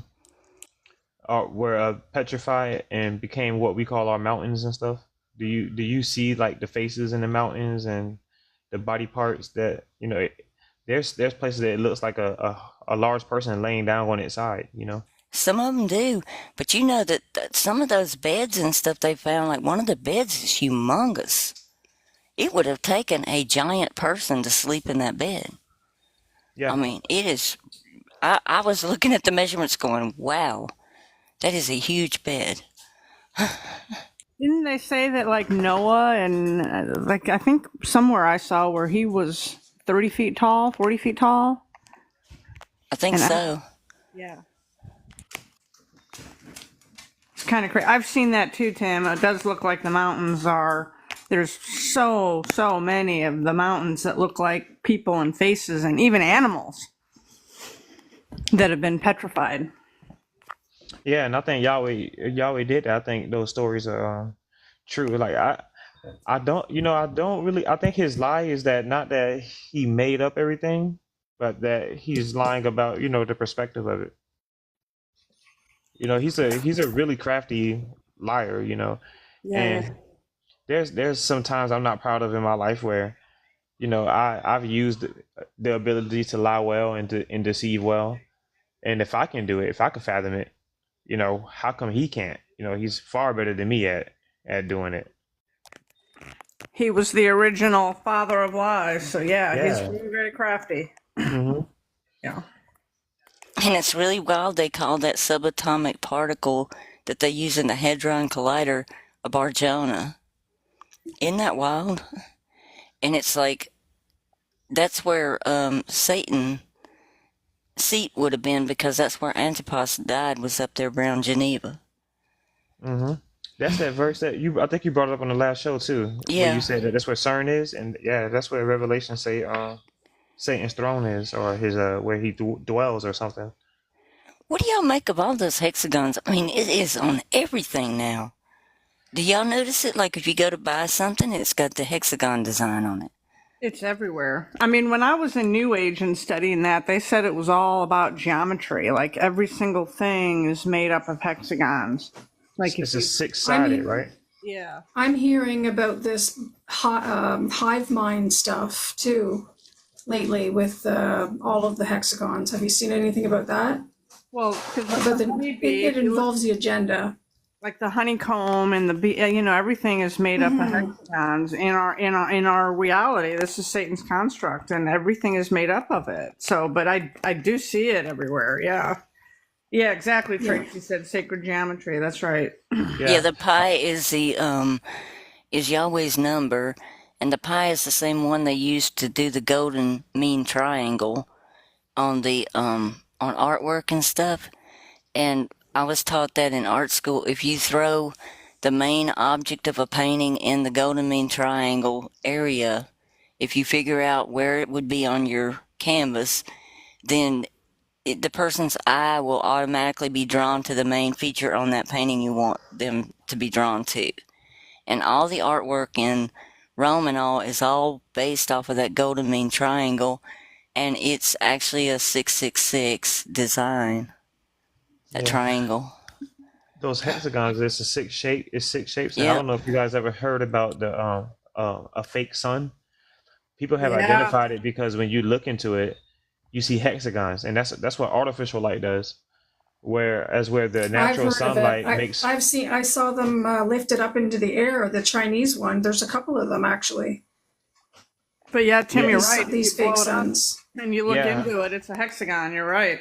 It and does. but Yeah, natural light is supposed to be full, just circles. Perfect that's true. circles. Wow. Well, there's Yahweh trying to do the father thing again, but he got circle wrong. You know. It's crazy. It's like the Matrix, though. You know how the Matrix have the numbers written within a, and I think someone brought that up too, on here. How there was someone that actually show you the numbers, like the fabrics, I guess, of our reality. Yeah. And to me, that's what those hexagons could be, like you said, like our shirts, our clothing, everything is made, with that pattern. It seems like, You can't buy anything hardly without it now. yeah, I bought a bedspread and it was quilted, and when I got it here, I was like, oh my gosh, it's got little bitty tiny ones in the background. I didn't even notice. I was like, wow. It's either that or you see clothing that has the PEDO symbols all over it.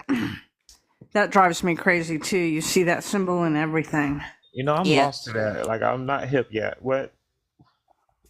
What's their symbol? Are you able to say it? PEDO? No, well, I know them. I know Oh, what you mean by that. well, one of them is a spiral. Okay. When you see spirals everywhere. And then like what the Pope wears, it's like a spiral, but it's in the shape of a square. And that means little boy. Yeah. Oh wow. Yep. Okay, the slices. Okay, I knew. I'm about to say I might be out of the date here. I thought the slices were it. And you guys know about the butterfly, right? For Yeah. MK Okay. Ultra? Yes. Crazy out here. There's a lot more on that altar too that I didn't even show. There's all these gross looking faces and stuff on it. It's, and then Peter, when he was saying he saw the thing coming down, he saw all the images of the creatures, and in that room is just tons of creepy creatures everywhere in the Vatican,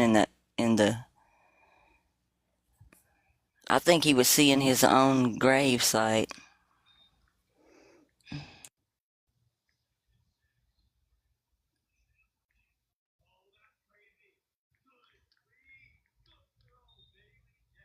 There's no place like home. Tracy was talking about the red shoes. I guess Oh that's another yeah. sign. Yep. Yeah, and they throw them in the movies. That's why I said that. There's no place like that. Wasn't her shoes red in that movie?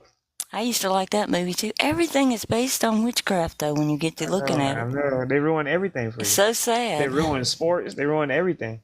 That whole movie is a spell. The Wizard of Oz, it's all witchcraft. People were so hurt. Have you ever watched that video on YouTube about the people that were involved in that movie? Oh my gosh, there was so much bad stuff surrounding that movie. I had no idea. Like the Tin Man, the first one got so sick they had to replace him from the paint they put on his skin, that silver paint. And it's like, then they did it again to the other guy, even knowing it made him sick. It's crazy. Yeah.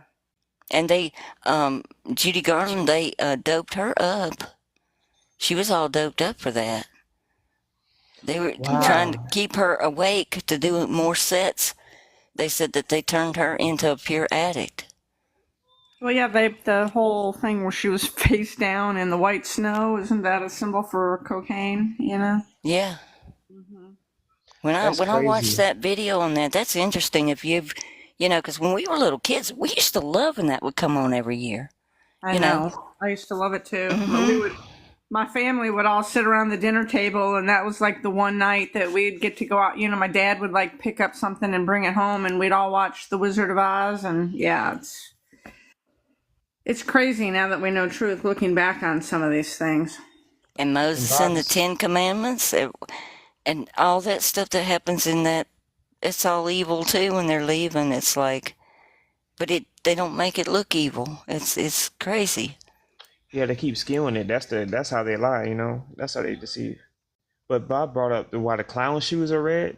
It makes sense because you know clowns involve they deal with kids. You know they're close to kids. Oh And yeah. man, I've always been afraid of clowns, man. Wow. Clowns, reptiles, and heights. That's if you ever want to steal my wallet, just come with a snake or something. You got it. I had You an ain't art get no teacher fighting. wanted us to paint clowns in 5th grade when I was a kid, and I told her, I said, they creep me out. I don't really want to paint one of those. And Yeah. she let me off on doing it because I didn't like it. I thought they were creepy to me, the clowns. You remember when there was that time where clowns was supposedly running around doing stuff in the I think it was when who was the president at the time? It was like 8 years ago.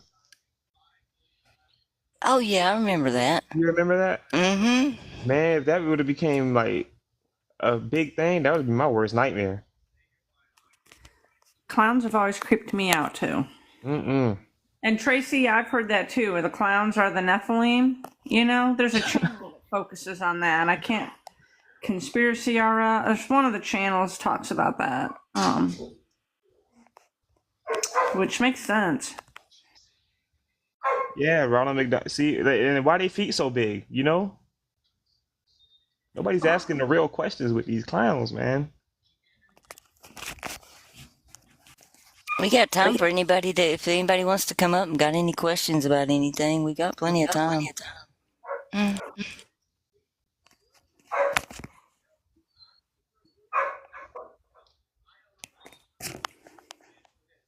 I know I talk a lot. I was going to make a video out of this stuff, and I decided just to share it on live. That way y'all could get to see all of it, you know. Bob, you don't have to have followers to come up. I don't think. It was my first day on the job when I came up. I ain't even. Let me see. Are we able to invite Bob? Let me see. I was trying to. See if you can. I'm trying here. Yeah, I don't see him on there. He might have to request and then see if we can pull him up. Yeah. Hit Try the requesting multi-guest Bob, button, and Bob. sometimes if you have Oh, your account okay. marked private, I think you can't be invited up too. Somebody told me that. Oh, I think he said 200, but I don't even think I have 200. But he said he don't have much to say anyway. Oh gosh. DBeeb52 says, "Tell me which God should we worship, Yahweh or Elohim?" Oh, DB, I think that we should just say Neither? Abba Father. Neither. Yeah, I was Neither. about to say. I'd say Yeah. neither. I agree with Ellen. Mm-hmm. Yeah. Elohim to me means death. That means God, death, and Yahweh. Does his name mean destroyer or something like that? Destruction is a noun, and then he will destroy as a verb. It's Yeah. based off the root word haba, which means to ruin or destroy. Which I was going to ask you about too, because you know that verse where it says that the mountain that Christ was crucified on was called Golgotha, Yeah. and that's supposed to be mountain of death. Am I correct on that? I wanted to see what your translation, right, where I you think got it's place of the skull. place of the skull. Uh-huh. But I don't know I how got that plays into where he there's a trash heap outside of where I think he was unalive, but I haven't been able to connect it to the Golgotha yet. yeah, because you know, because I can connect the word. I have a screenshot of connecting the word God to Goth. You know, and but then that the word Goth I've connected with death. You know, and that place was supposed to be called the Mountain of Death, and I thought Goal was like mountain or hill, you know, and Goth was death. You know that we were talking about the architecture on one of these last shows about how that there was probably the millennial reign already, and a lot of these big structures were built during that time period. It took them literally a century to build this Vatican. So it's like you're talking about from the time of Constantine for 1,000 years.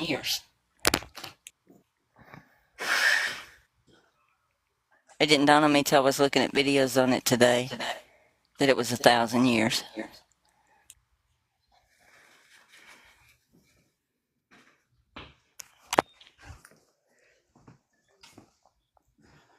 And that's when we had all this explosion of all the beautiful cathedrals and stuff that they don't even know how they could do it today.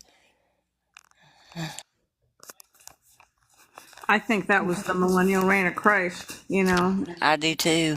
The fallen angels and everything built all those buildings, and they had the technology and electricity and whatever they had, you know.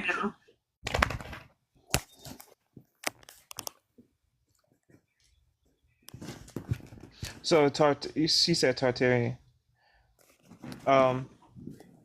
So y'all saying the that Tartarian Empire? That's the 1,000-year millennium. That's what I believe. I Yeah. think so.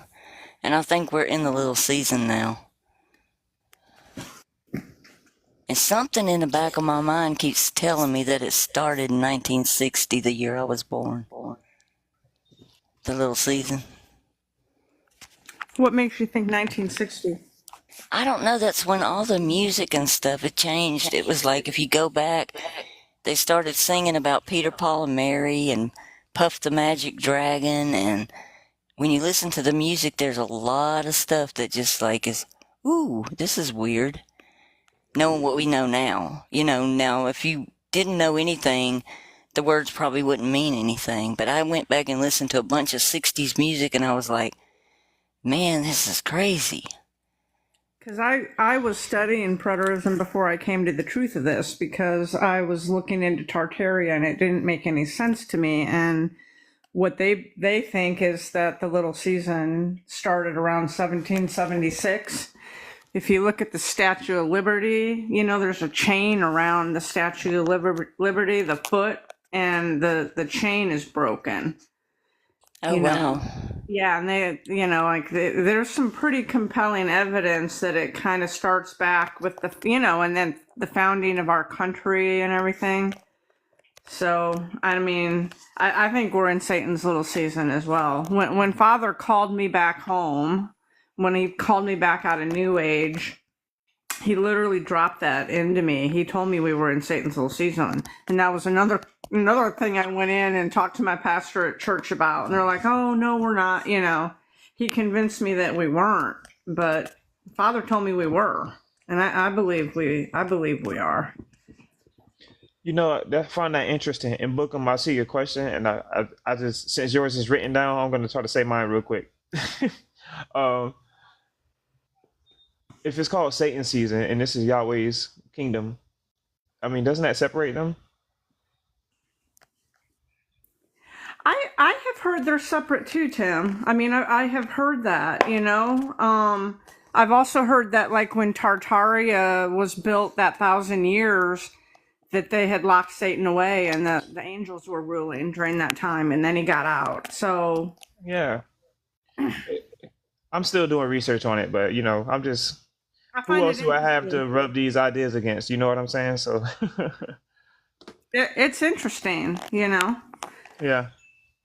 Marie, did you have anything you want to add? You've been real quiet.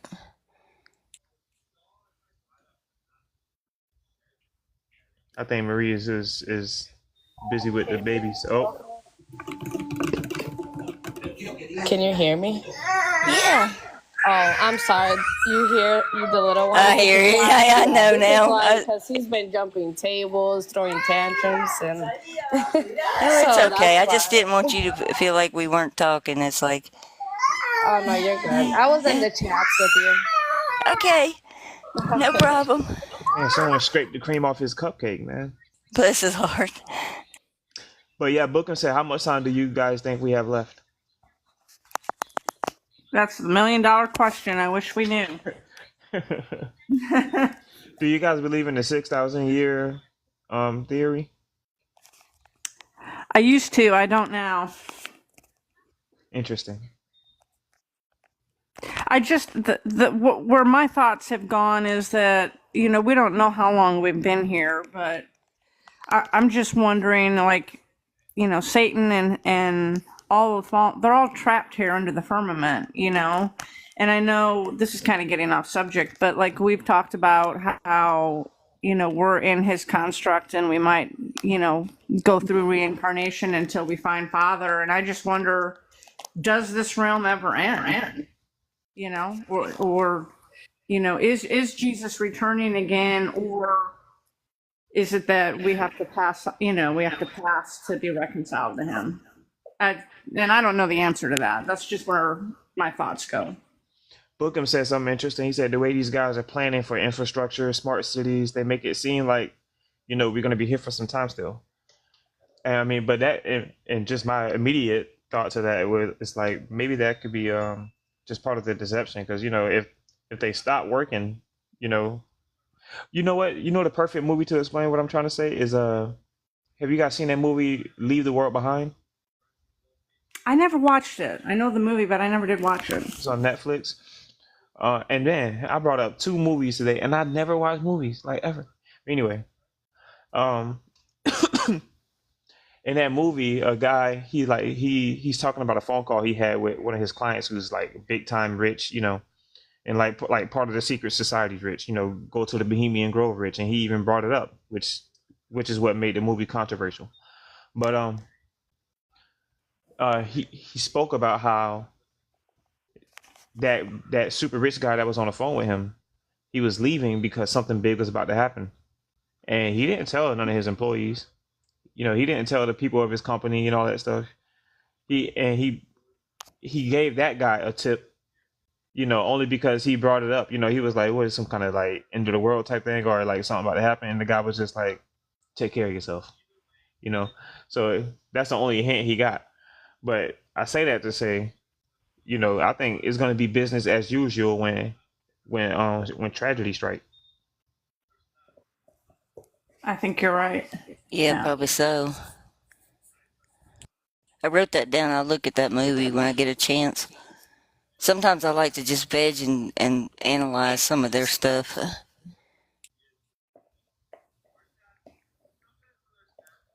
Yeah, I'm gonna face it. She thinks they're doing reverse psychology on us, and I mean, I think they're hitting us from every angle in the book.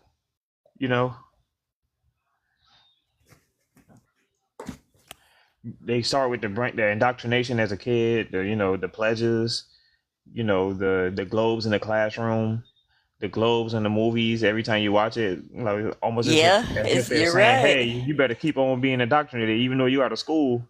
You better keep believing in this." Yeah, they And got the globes in the kindergarten classrooms. I mean, dang, why I gotta believe this while I'm this young?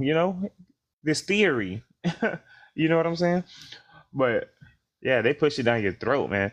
And like I say, I ain't got nothing against the people. You know what I'm saying? But in the LGBT community, or I want to even say even more specifically the transgender community, why they not going to grown men's jobs saying, hey, I want to talk to you about, what I'm saying, about the LGBTQ lifestyle, because we want to bring awareness to, like, I'll be like, bro, get out my face, man. But that's why they go to little kids' classrooms. They don't go to grown men's jobs to make awareness and let it be known and spread. They go to kids' classrooms Because they know they can influence the kids, because that's how you I always say, you better indoctrinate your kids. You better brainwash your kids before somebody else do it. Mm-hmm. Yeah, Bob said drag queen story time. Yeah, you see videos on that, Yeah. That's And it's like, bro, sick. I'm sorry. I'm passionate about this one because you know how mad I would be.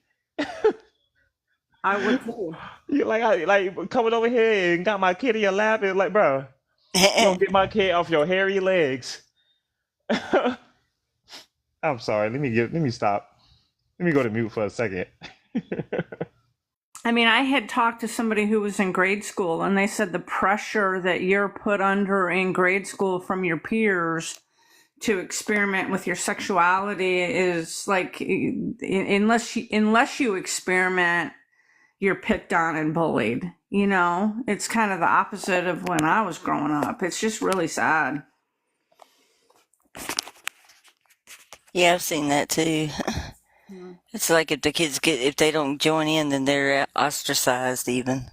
Yeah.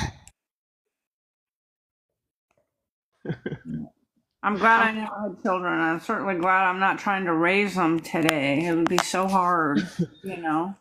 Father did me a favor. He was like, "Nah, Tim, I can't let you have kids, brother. I know, but you gonna go to jail, and you know you don't go to jail." So, man, oh man. Yeah.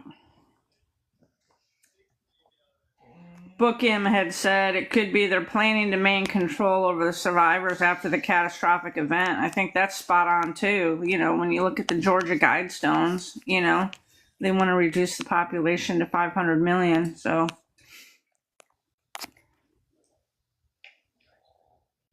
I can't imagine. Like, do you want to be here during that, or do you don't? Like, what's because it's like you you want to live, but at the same time, it's like, man, when that catastrophic event happens, if it does, I want it to land on my house. I just want to know. Instant Oh gosh, vaporize. Yep. Sally. But I know exactly what you mean because I'm in the same boat. Yep. Yes, what do but you think? yeah, Tracy, that's true too. After resets, they put survivors in institutions. You know, the Cabbage Patch Kids and the orphan trains, and anybody that has any kind of memory, they want to reprogram you.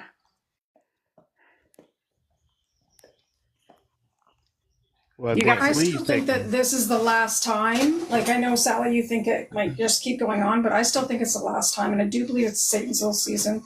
And I think they're getting nervous because it's not written exactly what happens and how long he has. But I think it's nearing the end. And I think that he's going to keep trying and doing the best he can by taking people out, as in the flooding and the different catastrophes that are going on right now. So he's going to take the mass amounts of people that he can all around the world, and like you said, bring the rest in to the 15-minute cities and do the Georgia Guidestone 500 million people, and you know, as long as he can. But I don't think he might not get to finish. That's my theory, is that he doesn't get to finish this time. So I hope you're right. I truly do. I do too, Yeah. and I have a feeling this is the last go round. yeah, I do too. Oh, so because I don't wish this on no other future peoples. You know, it's ridiculous. No. I get amazed at the people that are cheering it on, though. It's like, I was listening to one chat and they were like, "Oh, I can't wait to see the two witnesses fireballing people." And I thought, what the heck? You know, that's one of the reasons why Jesus said, "Forgive them, Father, they know not what they do," because they just have no idea what's going on and they're just living their lives. And you know, there's Bubble Boy.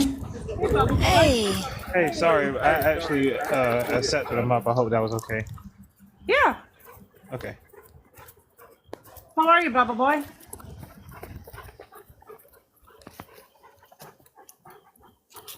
Sorry, I hit the button. I'm walking my dog. I hear your doggy. What kind of dog? Oh, can y'all hear me? We I can hear hear the you. dog, yeah. Yeah, I'm going 30 miles an hour on an electric unicycle, and he's a Malinois. Takes a lot of exercise.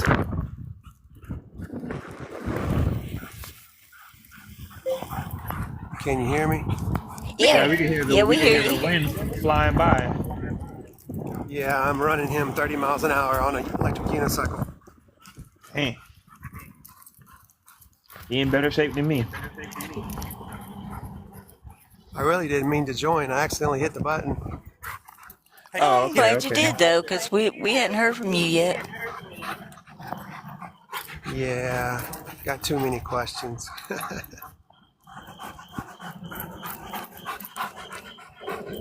We love to hear some of them if you have any right now. I was going to say, start asking them. Here's your opportunity. Oh, darn. Well, maybe I can think of one right now. I wasn't even expected to. I just joined because I got excited here and I missed the presentation. And I'm not even sure if y'all can hear me right now. We Oh can no, hear we you. can hear you. Okay. Kind of got you on my loudspeaker through my electric unicycle here. Yeah, maybe I can think of something on the fly. Electric Just been unicycle? talking too much to my hairdressing clients about, the Bible and trying not to run people away, but whispering little findings that I've had about the Bible, and been a Sabbath keeper for over 20 years. And when I learned about Yahweh, I kind of swung to the extreme and thought, well, I'm not keeping any kind of law. And then now I'm having second thoughts about the Sabbath day and Jesus teaching and stuff. So it'd be nice to hear any extra conversation about the Sabbath day. That would be cool. I Man, don't. that is a good question. Yeah, Oh, it I'm is. sorry. I don't think we should be keeping that now because he said that his father was still working, and that I just don't think that we're supposed to be keeping because that's Yahweh's mark when we keep that. It's like he said, that's how he knows who's his and all is that Sabbath keeping. Because I stopped doing it too when I figured all this out. I was like, oh my gosh, I'm doing the complete opposite of what Father wants. You know. Yeah, yeah. I I guess I used to. find myself born again and like a new child, searching everywhere I can look, and it's hard to stay strict on one pathway. And you run across things out there, the Essenes and whatever Jesus teachings, and want to be careful, what I follow, but want to hear everything I can about Jesus now and follow him as opposed to Yahweh. But that Sabbath question came up again. Yahweh is the one who requires the worship and requires, you to do things for him. The only thing our Father required was that, we love our neighbor as ourselves and love him. It's that simple. That's right. And the truth is simple, sadly. Uh, Bubble Boy, I used to do the same thing. I used to be a Sabbath follower as well. I used to follow the moon and the moon Sabbath, the lunar Sabbath. But one thing I noticed is that Jesus himself said that the animals were innocent, and I don't know an animal that follows the moon phases and makes sure that they don't work and do any hunting or anything on a certain day. And and they were innocent, and he said that the Father takes care of them and he clothes them and he feeds them daily.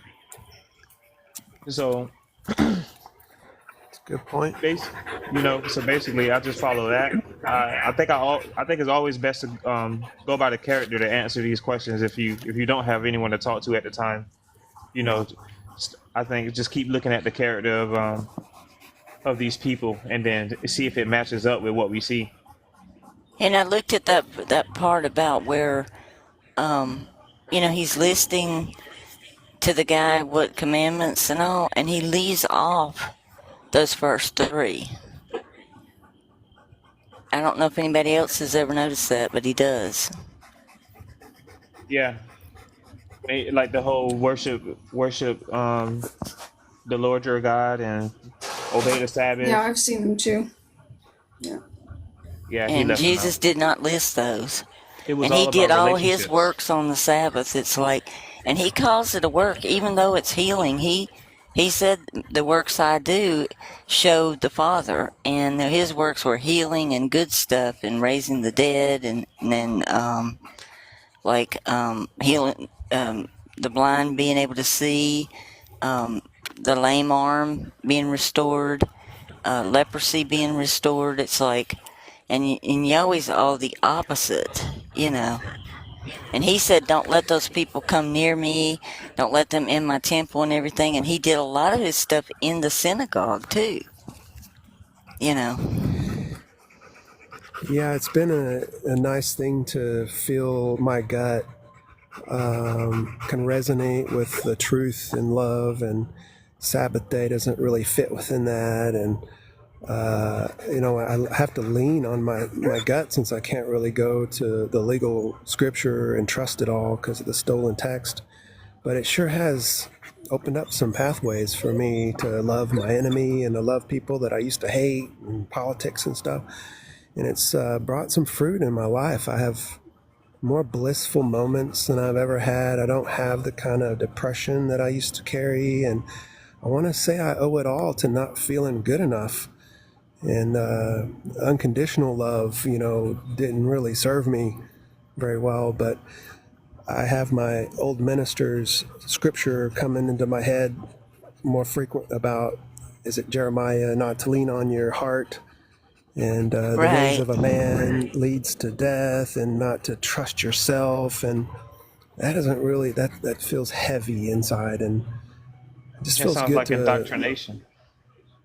yeah, I'm shedding all of that, all of that stuff. I don't want it anymore. And so I still got to get that droning out of my head of my minister saying certain things. He was really good about the law and teaching it through the Bible and stuff. And now I've got clients who are moving into that side of Christianity. And so it's confirmation for me to see kind of, wow, I was there. Because when I suggest, would love cause you to, as it Proverbs 137, bash the little ones against the rocks and all of this sort of thing, I see their head just like make it okay. And I'm just not okay with that now, and I see so many places now where I can't believe I made an exception for the kind of evil that I see in those spirits that Yahweh put out there. Anyway, I don't know what I'm trying to say. I wish I had another question, but the Sabbath day's been heavy on my mind, and I was starting to move towards the lunar Sabbath. I kept holy days and whatnot. I got friends that are coming back from the feast, and I can't talk to them anymore about Scripture because I don't want to make them stumble from the path they're on, and because I had to go through it. But it's just been a very interesting couple of months in my life, and I just definitely feel a lot happier than I was before, and appreciate artists and others that showed me this, and feel like a child, growing and want to know everything now and through this lens. But I'm I'm so kind glad of, you're with us, and you could Yeah, I'm help glad he me. came back. I yeah, appreciate you I'm not. too. I tell everybody thank Father, not me, because I don't think I'd ever seen this without Father's help. It's just like he just laid it out there for me somehow. It's like it's pretty interesting. Yeah, I don't think anybody's perfect. I'm not, certainly, but you're definitely a dedicated person, and I see that. Everybody sees that, and your research is just incredible. The depth of it, and I'm not even able to judge it because it's way over my head, a lot of it. But when I want to do a deep dive, it's the first place I go is your notes and stuff. So I anyway, definitely just don't keep have all on the keeping. answers. The more I've learned, the more questions I have now. You know, it's Yeah, I so kind of say nice to to people have sometimes. everybody. I'm sorry. It's nice to have everybody coming in the group because that way it helps me too because I have other people to bounce these questions off of. It's like, Yeah. Yeah, I wish I had more people in front of me I could talk to and listen to. You have But us, so Yeah, that's what yeah, family's for right there. When you got no one else to talk to, you can go talk to your family. we're glad you're back, and we're glad that you're asking these questions because there's probably other people who want to ask that same question. yeah, I feel like I'm on the fence, and that was something I tried not to ever do, is to be on the fence. And now I feel good to say I just don't know. I was wrong, and I got some clients that I would talk over their head about things, and they were just about, no, just love your neighbor and your enemy, and they didn't even read the Bible. But it feels good to tell them they were right, all Yeah. along. Just love your neighbor, love your enemy. And I get choked up sometimes thinking about how proud I was to divide people, and but I had no friends, no family, nobody that agreed with me, and people who wanted to stay away from me because I was so indoctrinated and spitting out scriptures here and there about the law. And why don't people do this? Like, the pagan holidays are so obvious, and the Sabbath day is right there in the heart of the Ten Commandments. Like, what? I don't get it. I don't have a church family, and it's a very lonely place. And even though I don't really have a church family besides you guys, I don't feel that anymore. I can feel like I'm one with those people and love them in a way that I've never been able to love. And just have people coming in that are very political and speak about the Bible, indoctrinated or whatever, and I can kind of sit on the fence and wake up the next day just feeling so good and not feel like I have to save the world or whatever I felt. Anyway, I'm It's rambling like a on, weight's but off, isn't it, Bubble? It's like yeah, that's the It's way I like feel. realizing that your old dad didn't allow you to have questions. Every time you asked him, he like, "Shut up, boy! Didn't I tell you you're supposed to know this? Didn't I tell you you're supposed to worship the Lord your God? Huh?" And then when you find out that the real Father allows you to have questions, He allows you to be on the fence and not punish you for it. You know, it's a yeah. And comforting thing. I have another group that I was attending, and I started asking some hard questions, not about Yahweh, but about the law, and their answer was pretty much, we look at the positive things in the Bible, and they shut me down, and I was nowhere I could go to fit in, and but anyway, this understanding about Yahweh kind of helps me sort of fit in, even with that group. I don't attend because something about that just doesn't feel like it's bred enough for me, but it's like I was the one that was wrong the whole time, and I just love to say that I was wrong, I but I feel like we was, have and I hope don't. now where we didn't before, Yeah, Yeah. wasted 25 years of my life when everybody was out Friday nights and Saturdays getting together, family connecting, and I don't know, I kind of have a lot of backtracking to do and connecting with people that I kind of pushed away, but Father will make a way. I feel him working with me, and I don't know. It's easier. I You don't know know. what I've it's got a lot of called? work to do. That's that helper. Same thing for you, artists. When you said that he just put it in you, that's the helper that's the spirit of truth. Yeah, it Um, is. That's another question. Yeah, the and Spirit of God. That's another The question. truth will Yeah. make you free. yeah, but dang, it was something you said something, and it really made me want to say something. I forgot what it was. When you brought up the Spirit, that's another second question's on my mind. Like, well, what is the Spirit of God then? And when I look into it, I keep getting to that truth. It's that Spirit of truth, and that's been the most important thing to me in life is truth. No matter what it is about anything, it's been truth. So it's real comforting to know that it's not just And another it can be God and or be human in being you. or whatever. Yeah, I mean, I'm burning. It's burning in me, that truth, compared to obviously everybody else. But yeah, just keep talking about the Spirit of God being truth, and I can agree with that for sure. Yeah, and the scripture directly says it too. And that's what you know.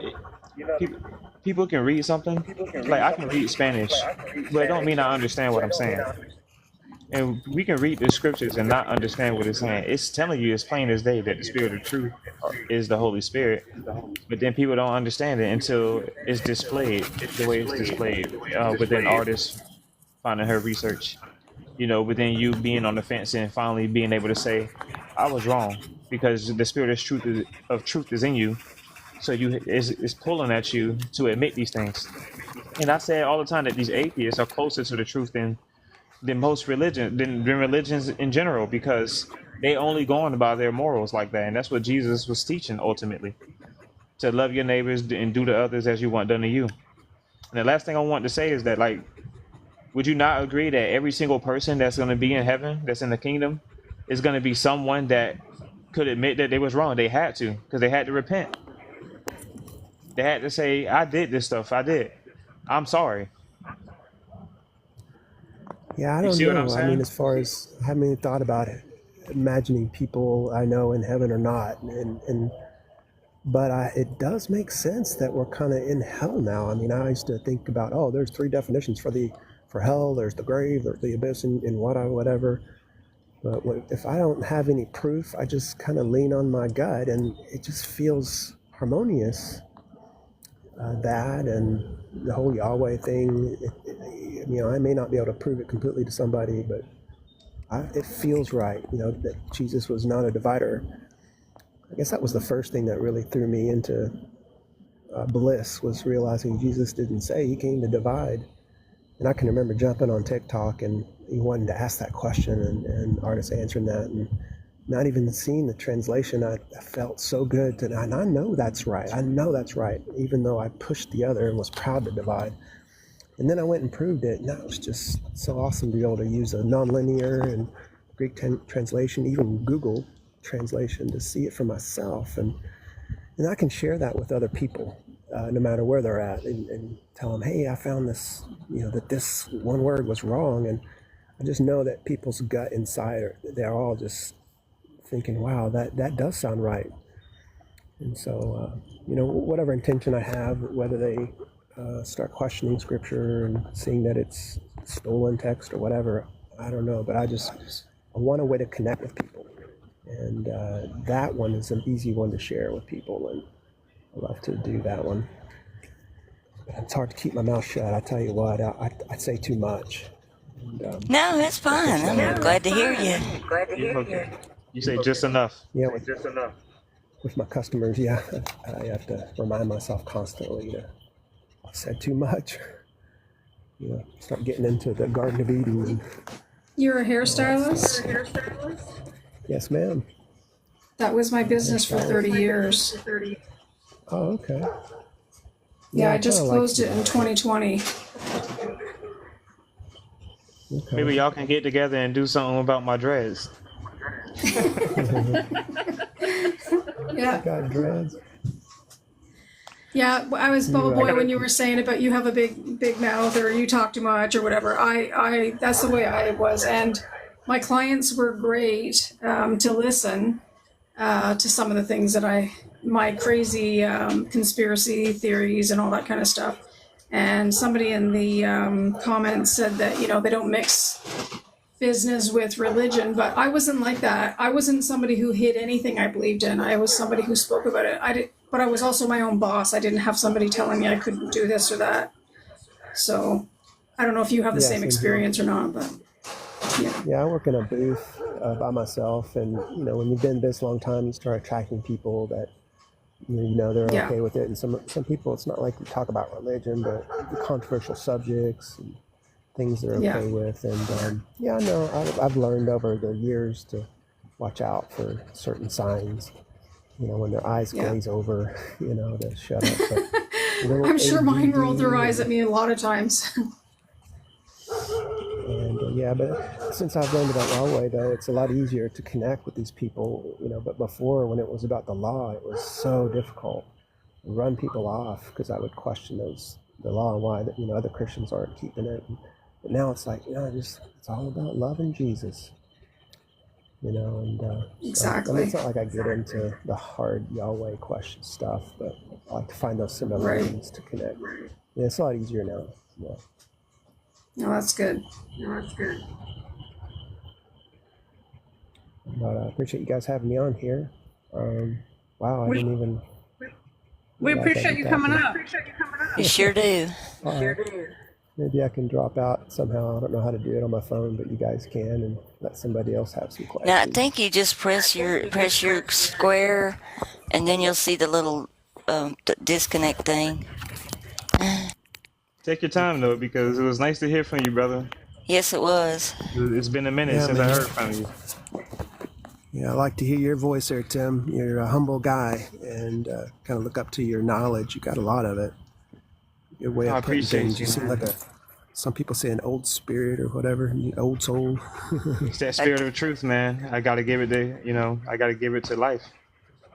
Tim looks younger than he is too in his picture. That's I was like, man, he looks young, but he's not quite as young as stays. Yeah, that's a nice thing, isn't it? The older we get, we appreciate that one. I used to do that way. I don't have the kids. Maybe that helps. It took me a long time to start showing my age. It's not a bad thing. I told Albert that's in the group. I told him, I'm like, I always attracted my like I've been attracted to older people, because the experience and the wisdom that they've gained over the years and stuff. And I've always been an old soul, since a young man. So that's Same here, definitely something Tim. that's All been my friends echoing in were my life. older. Yeah, Same see, thing.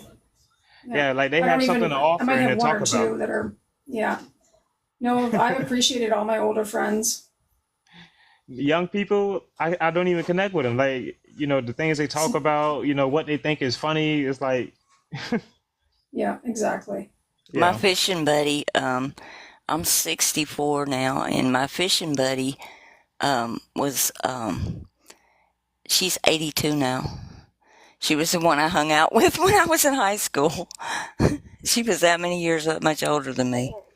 dang. I think they have a lot to offer. Oh yeah, oh yeah. So much. People take them for granted. And I think that's the reason why, in this world, in Yahweh's world, why they try to shorten our lifespan, so we don't have the knowledge that the older generations can give us. You know? I think that's true. 100%. I so wish my mom and dad were born in the 20s, and I so wish they were here to talk to them now. Now that I'm awake and now that I know this truth, man, I certainly wish they were still here. But Me too. I'm the same. Both of mine have passed away, and I wish they were still here. well, I wish they were here, not for obvious reasons, but just the fact that they were born in the 20s. Like, I'd like to pick their brain about what did they learn in school? Like, did they grow up learning that the earth was flat and like, just stuff like that. Yeah. Things that I'm aware of now that I wasn't aware of when they were alive. They always have such good remedies too, like that you would never think of. Like, what Yeah. did you do when you had a stomach ache or a toothache or something? Man, they'll come up with some good stuff, and you just be Yep. like, what? You know. But you could tell like because they didn't have as many doctors around either anyway. Like, so they had to know how to do these things on their own. Yeah, exactly. You'd definitely be more of a practical person if you paid attention to those older generations because they had to be practical. Nowadays, you just need money and then you can get it done.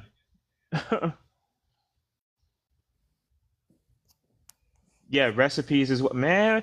That's why they say nothing like grandma cooking. Bob hit it right on the nail. I still can't make grits the way my mom made the cheese grits. It's a simple thing, but I still can't do it. I can't cook like my mom either. She was the best baker and the best cook. And mine is good. Don't get me wrong, but for some reason I just can't top my mom's.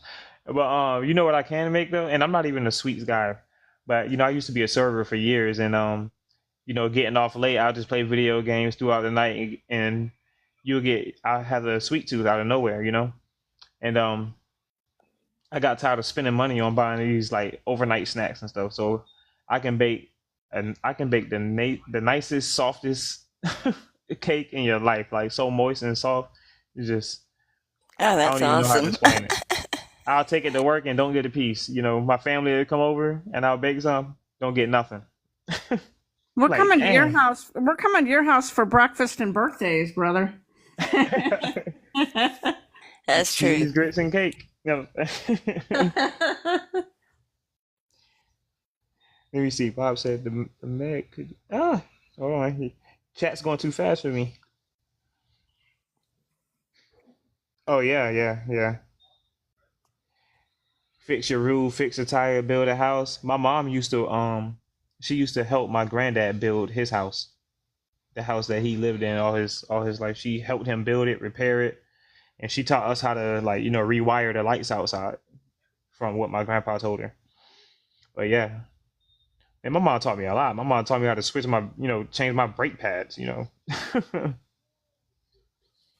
As everybody was talking about what we want to cover next after I finish this up on next week on Peter. I mean, next time. Everybody's talking about maybe going through the book of Revelation. Do y'all want to try to tackle that? Uh-huh.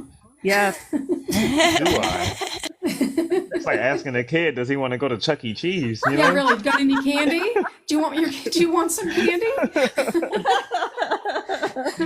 I sure do want to go to Chuck E. Cheese. Yes. I can give y'all some of my take on what I see there. I mean, it's like I haven't analyzed all the Greek on it yet, but I can give you my take on what I'm seeing, and then y'all can kind of go back and forth and tell me what y'all are seeing.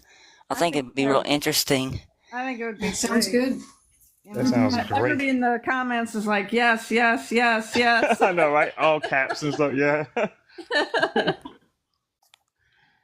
Yeah, I can't wait for It's that. like, there's so much in it that, and I think it'll be good to get everybody's take on it, and just kind of going back earlier in the conversation, was it Bookham that asked when he thought it was going to end? I mean, I think it'll stir up some good conversation between us all. Well, it's kind of Definitely. like the Matthew 24, what I have analyzed. I keep seeing a cross between the old Greek talking about what happened, back then, and then the new, when you put it in modern Greek, seeing what we're going through today. So it's kind of scary to look at it in a way, but it's kind of eye opening too. We might find some stuff, we might find some more revelations, no pun intended. You know how you get good at taking medicine when it becomes part of your life? We don't swallow so many truth pills already. We can swallow whatever whatever they throw at us. I think we can take it.